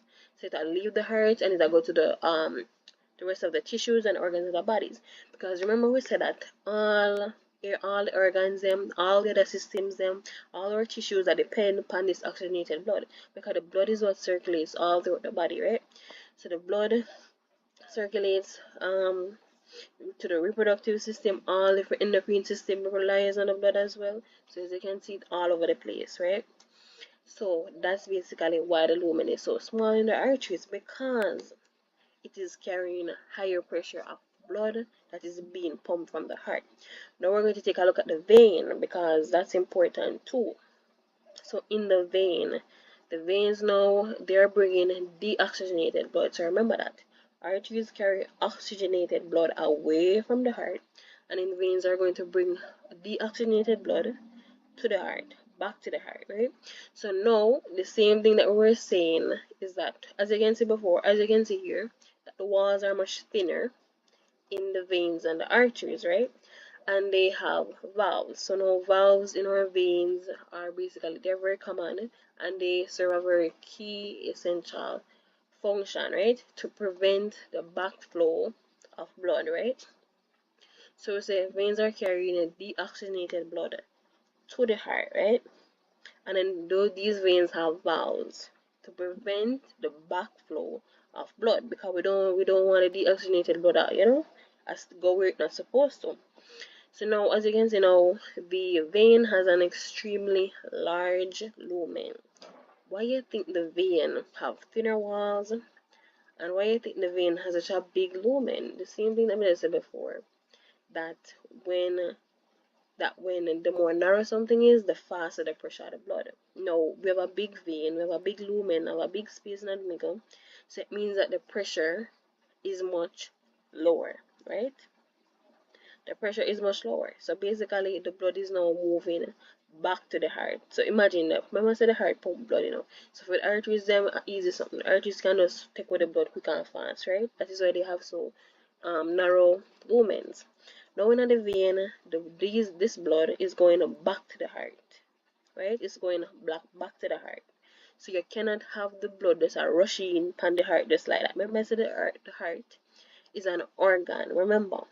So when the blood was leaving, it was fine. You can have the pressure of the blood go as fast as you want it to go, because it go to the organs, it go to the tissues in the body. But when it comes to the heart is just a small little structure. You cannot just have blood rushing upon the heart like that. And that is why we have such a big lumen. We have a larger lumen, and this lumen facilitates like the slower pressure of blood towards the heart. So a much lower pressure of blood towards the heart, just to avoid any complications or anything like that, because you cannot just have blood rushing in upon the heart if you get damage, like, you understand? So just keep that in mind. And in our capillary, which is, you can see there, it also has a small lumen, but basically the key thing is that the capillary, they are only one cell thick. If you compare the artery, the capillary, and the vein, it is the only one that has one cell thick. Just look on it, only one cell thick.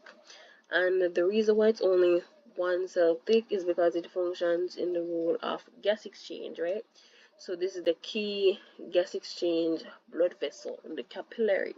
So it is literally the middleman between the artery and the vein. This is literally, so the artery I bring blood away from the heart, and the vein I bring blood to the heart. But the capillary is literally that middle ground between the artery and the vein, where the gas exchange is going to actually happen, where they're going to remove carbon dioxide, which is a waste, and then take in oxygen and nutrients that we actually need. And then that is what's going to get circulated around the body and all that stuff, right? So it's one cell thick, and just know that its primary function is for gas exchange. So just remember that part. Yeah, so basically it's just surface area. So that's why it has such a small surface area, because it's one cell thick. And obviously the fusion works best through shorter distances, goes through thinner walls and stuff like that. So that is why it's like that. Alright, so this is just the diagram of the heart showing the different parts of the heart, right? And we basically soon discuss what is happening with everything right here. But just to get an idea, just look at all the different parts. We have the superior vena cava, we have the right atrium. It would be good if I can draw this, right? Very good if I can draw this and just know the different parts on it. So you have the superior vena cava, you have the right atrium, the um, right ventricle, left atrium, left ventricle, pulmonary artery, pulmonary vein, the mitral valve, aorta valve, pulmonary valve, tricuspid valve, which prevents the backflow of blood. So all of these parts of the heart are very, very important. And we're going to talk about how all of this works in just a second. So, we said before that we have, as humans, we have a double circulatory system, right? And we said that blood passes through the heart twice. That is what we said. Now, why is it so advantageous to have a double circulatory system? So, more oxygen and nutrient delivery, improve the gassing exchange, and the ability to maintain higher metabolic rates. So you see all that physical activity and run up and down business, it works out. And as I said before, because of the size of our bodies, we need this double circulatory system. The blood cannot pass through the heart once. It now goes to sustain the body. A lot goes on in the body. We have a lot of tissues, we have a lot of organs, we have a lot of systems going on. I'm tell you about the reproductive system, nervous system, endocrine system. A lot of things are depending on the circulatory system. We need the blood, we need the oxygen for flow in our body, right? So this is why the double circulatory system is necessary, and it's called that because it passes through the heart twice, right? So now just bear in mind that, and if you look at this diagram, just bear in mind that when the deoxygenated blood, right?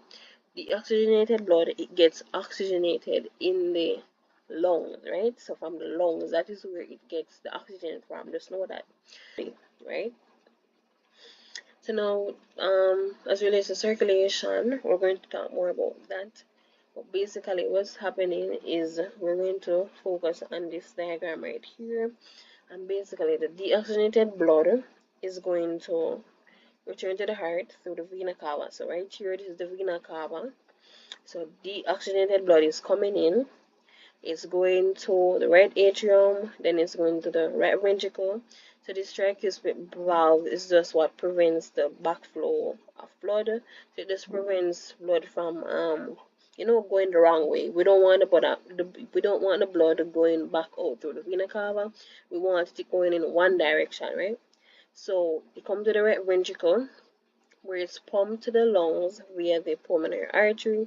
So as you can see, this is the first lap of the blood, the circulation. I would say blood passes through the heart twice.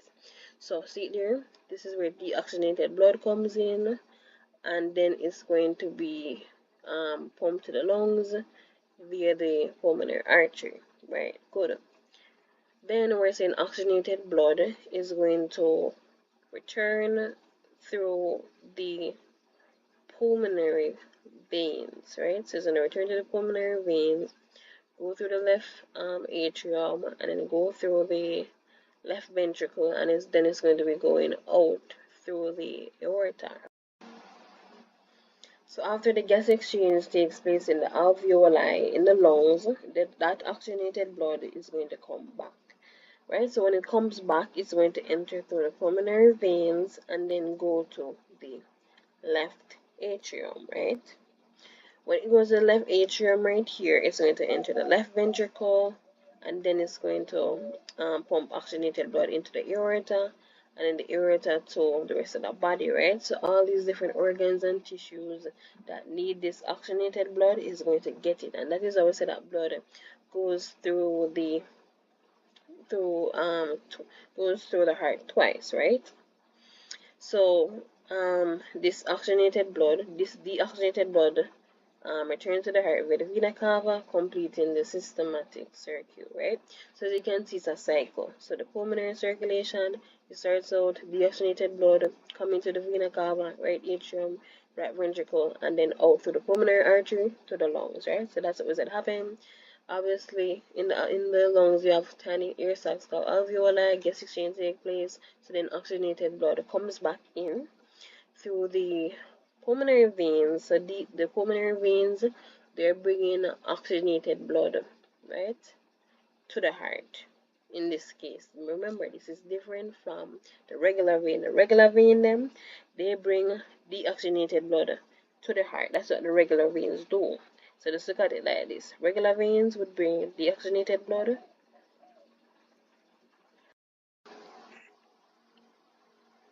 Alright, so now with blood pressure, basically we know that blood pressure is hypertension, right? So basically we're going to be talking about basically how they measure blood pressure.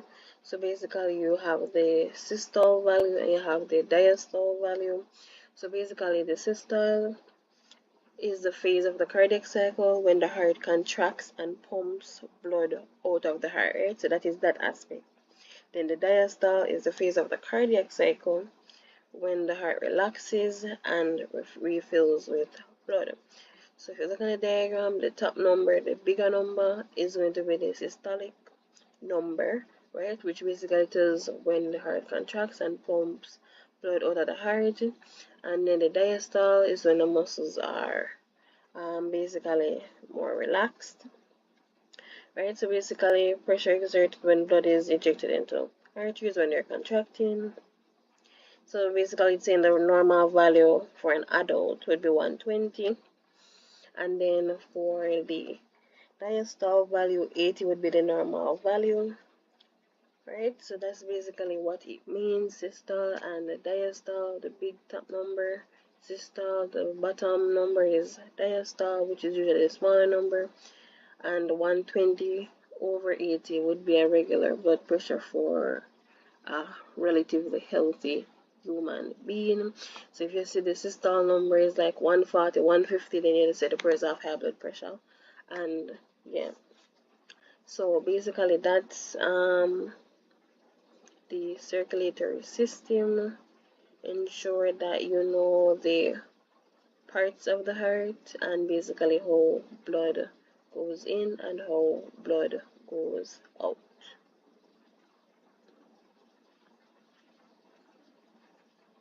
So basically we're going to look at the excretory system. So basically we did the reproductive system, there's also the nervous system, the circulatory system, there's different systems just overall a part of the crash course, so the different types of cells, cell transport, and all of those things. A little bit about photosynthesis and obviously hereditary and variation, all them something there. We did look on that. So basically the whole mitosis, meiosis, and how genes get passed on and stuff like that. But now we're going to look at the excretory system. So basically, the excretory system is probably going to be one of the shortest systems. But basically, we just go through the main points. So it's for both CSEC Biology as well as CSEC HSB, right? So it's basically the same thing, right? It's the same thing I need to know for both subjects, but basically, in my memory, remember some years ago, right? We did actually see, or actually, me feel like it was the year that we did do CSEC HSB, the year we do that subject then. That was the year me think them put something relating to the excretory system and wish me did surgery, but that would be what the CSEC HSB the 2021 exam, the paper 2 for 2021. So as me look on this now, me say wait, me did actually remember when me do the exam there was a question relating to the excretory system in the sense that they were basically I think it was a scenario about one man where drink and stuff like that. I don't remember exactly what the question was, but as you can see, especially for HSB, this excretory system is going to come in handy, especially when they give you like a scenario and you have to know how the excretory system works. You can say, oh, this is what's happening based on what the scenario tell me, say, right? So basically, it's important, especially for HSB, when we do biology, we never really see the excretory system come on the exam like that. Obviously, it is a part of the syllabus, right, for CSEC biology, but we never really see it pop out like that when we do CSEC biology, because obviously CSEC biology is a lot more broader, and then CSEC HSB is more zoomed in on the human body, right? So that is why it would show up more in HSB. But yeah. So anyways, this is the plan. We talk about what is excretion and its importance, the roles of the organs that secrete, that not secrete but excrete substances in the body. Don't mix up secrete and excrete. Like when something excretes, we're talking about waste. Just keep that in mind, like waste we're trying to get rid of. With the word secrete kind of work more with when you talk about hormones or stuff like that, things that actually serve a function in the body. That's why something secretes something, right? So like for example, in our stomach we secrete enzymes, digestive enzymes that act on the food or eat and stuff like that. But don't mix up excrete and secrete, because they're two different things. And when it's a secrete, when something secretes something, more than likely it serves a function.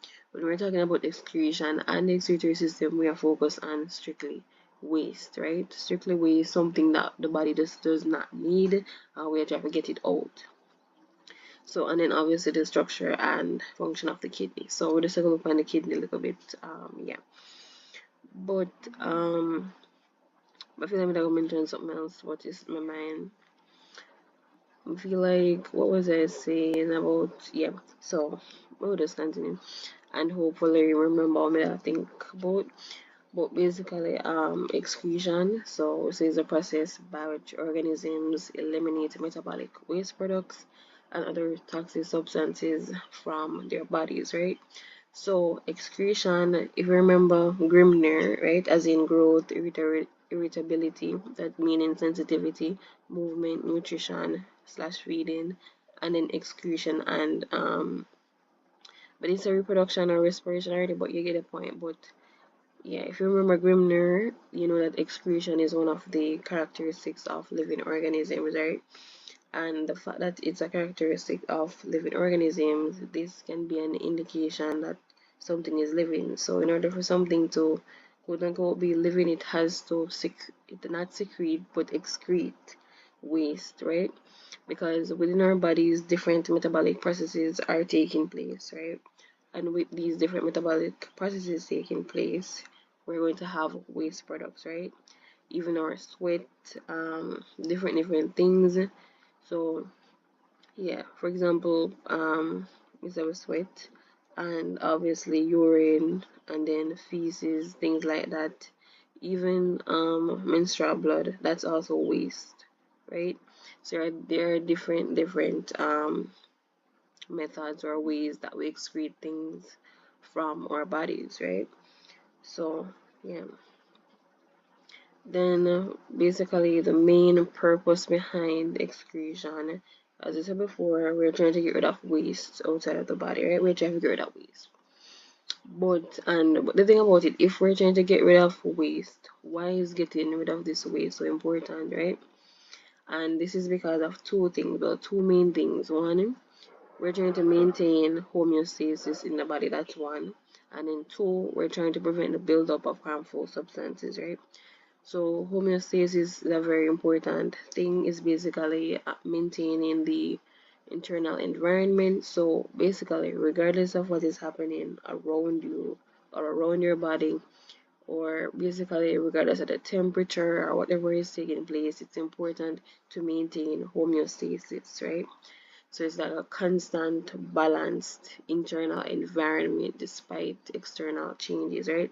So for example, if you go somewhere that's cold, and obviously will start to feel cold, because if the environment cold, we're gonna start to feel cold. But when we start to feel cold, our body's response is to shiver. So when our bodies start to shiver, that's the response that okay, we need to maintain homeostasis, because guess what, if we stay in the cold, we're going to freeze, right? We're going to freeze. Cells and different enzymes in our bodies cannot function in that at that temperature, right? And so that's why we wear sweaters and different layers and different things like that in order to maintain that internal environment at the end of the day, right? So homeostasis is a very important part of just human beings, right? And then the next point behind excretion is to prevent the buildup of harmful substances. So basically, why is this important? So to prevent the buildup of harmful substances, it's important because one, it can damage tissues, right? So we know that tissues are made up of cells, so that's that. So we don't want to damage tissues, we don't want to damage organs, we don't want to just disrupt different bodily functions, right? Because let's just say, for example, you have the waste in your body, and like for example, maybe somebody have cancer or something like that, and maybe your colon or something like that is affected and the waste is not getting out of the body. What can happen is that the waste can start to what do you call it? It's more like it kind of, why we just feel like we define the word secrete. What is not secrete, I mean to say.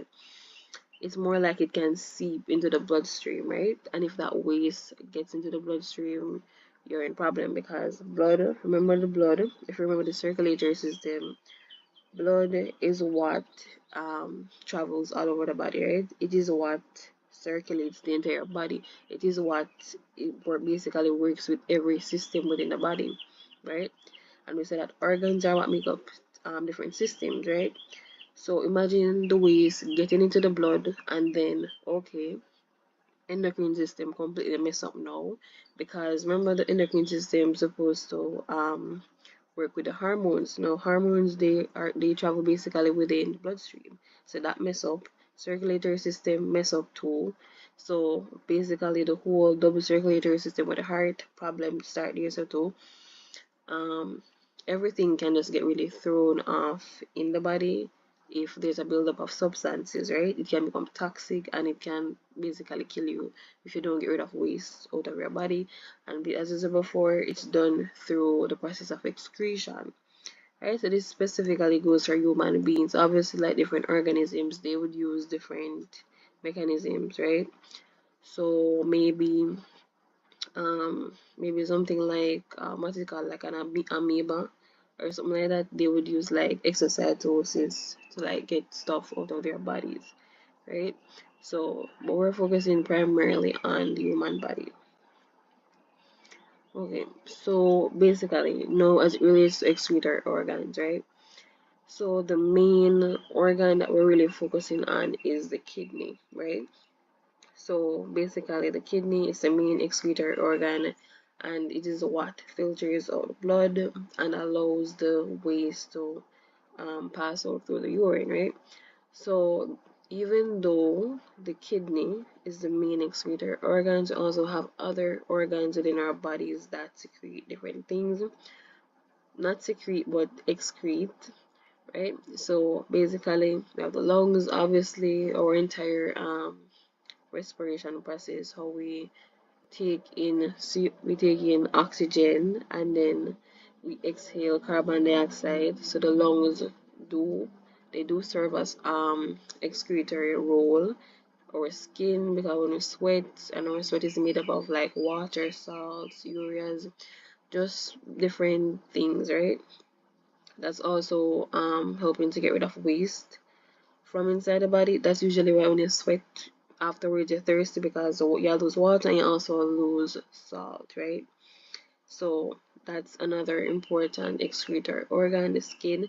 And obviously we said that the skin is the biggest organ, made up of three layers: the epidermis, which is the outermost layer, the dermis, which is below the epidermis, and then we have the subcutaneous layer, which is the bottom layer, which is made up of primarily fat cells, right?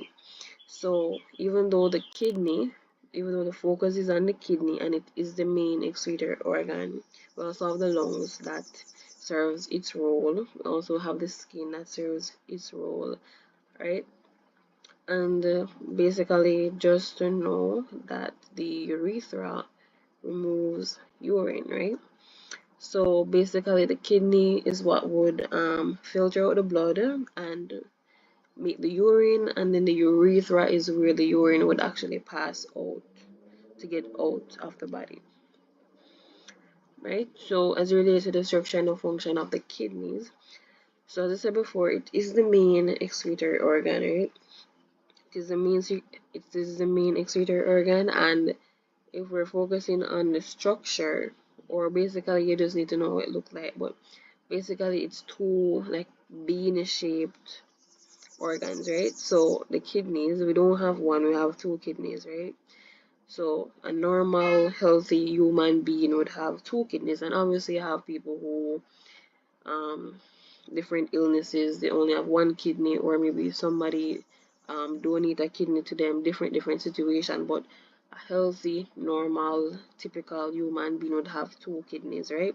Whether or not both of them functioning or not, they won't know unless they do a test, right? But basically it filters out waste from the blood, and we talk about why that's so important, because it can literally kill you. All that build up in your body can literally kill you, right?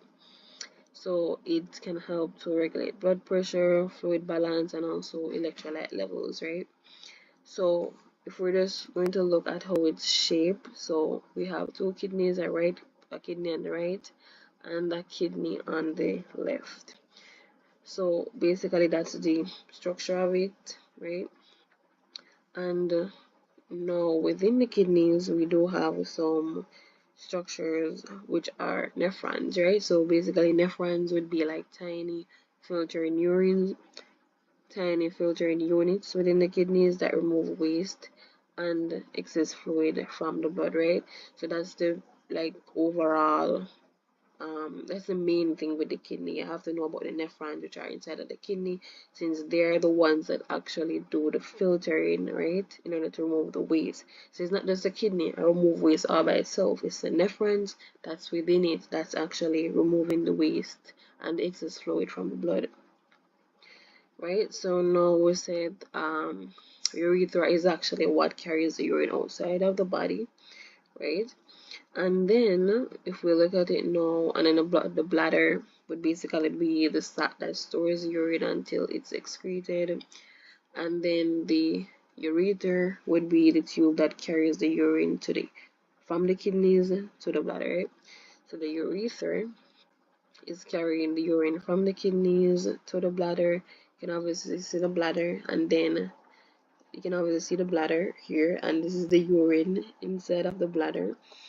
And basically the urethra would be like the final place before it gets the urine outside of the body. So kidney, we have our tiny filtering units, which are basically the nephrons.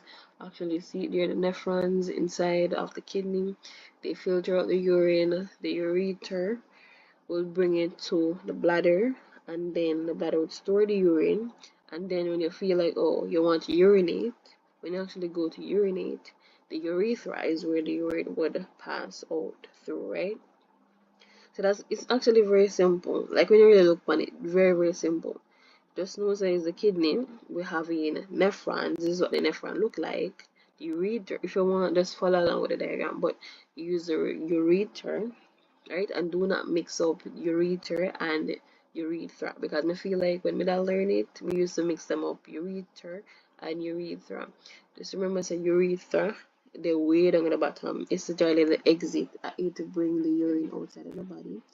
So you gotta work with the kidney, right? And inside we have the nephrons, and then the nephrons are the tiny filtered urine units, and then the ureter would bring the urine from the kidney. So after the nephrons are filtered, bring the urine from the kidney, go to the bladder, right? And then the bladder would store the urine. When you decide that you actually want to urinate, it's going to pass out through the urethra, right? So that's basically the structure and the function of the kidney, right? So it's actually very simple. Just look at the diagram and basically follow the diagram. And in this example, as you can tell, this is basically a female body, right? But it's almost the same thing. Almost, except in the male, obviously you won't find a uterus and stuff like that. But yeah. So this will basically be the last thing, right? So how urine is formed. So we said that the kidney has basically nephrons, which are tiny filtering urine units, right? So these tiny filtering units, which are inside of the kidney, how do they form urine, right? So they're filtering the blood, right? That we know that. We just need to know that these nephrons, they filter out the blood, and that waste passes out as urine. We just need to know that from the get-go.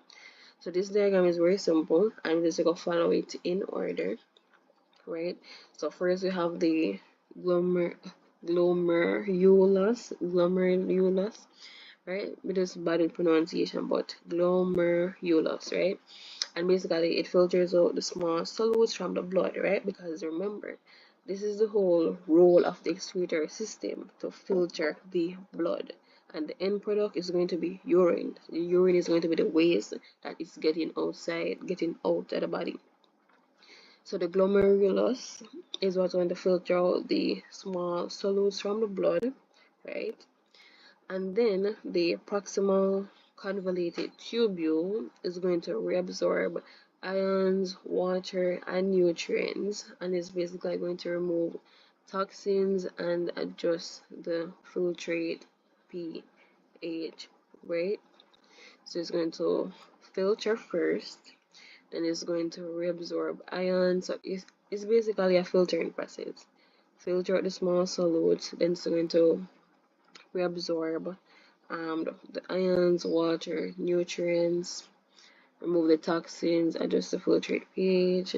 Then in 3, you have the descending loop of Henle, right? So descending loop of Henle, and basically aquaporins allow water to pass from the filtrate into the interstitial fluid, right? So that's going to happen, and then in the ascending loop of Henle is going to reabsorb sodium and chloride from the filtrate into the interstitial fluid. And then the distal tubule is going to selectively secrete and absorb different ions to maintain blood pH and electrolyte balance, right? And then you're going to have the collecting duct, which is going to reabsorb solutes and water from the filtrate, right? So it starts with the glomerulus, then the proximal convoluted tubule, and then the descending loop, descending as in going down, loop of Henle, then the ascending loop of Henle, and then you're going to have the distal tubule, and then you're going to have the collecting duct. So basically, this is just something more of a like a memorization thing. So you just need to memorize what happens in what, right? At the end of the day, the goal is to filter the blood and to pass out the waste through urine, right? That's the whole goal of it, right?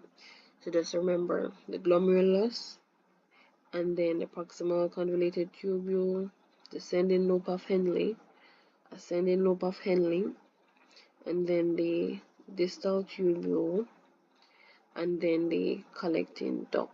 So you just need to remember those main things, right? Just remember those main things as to how the urine is formed. Finally, we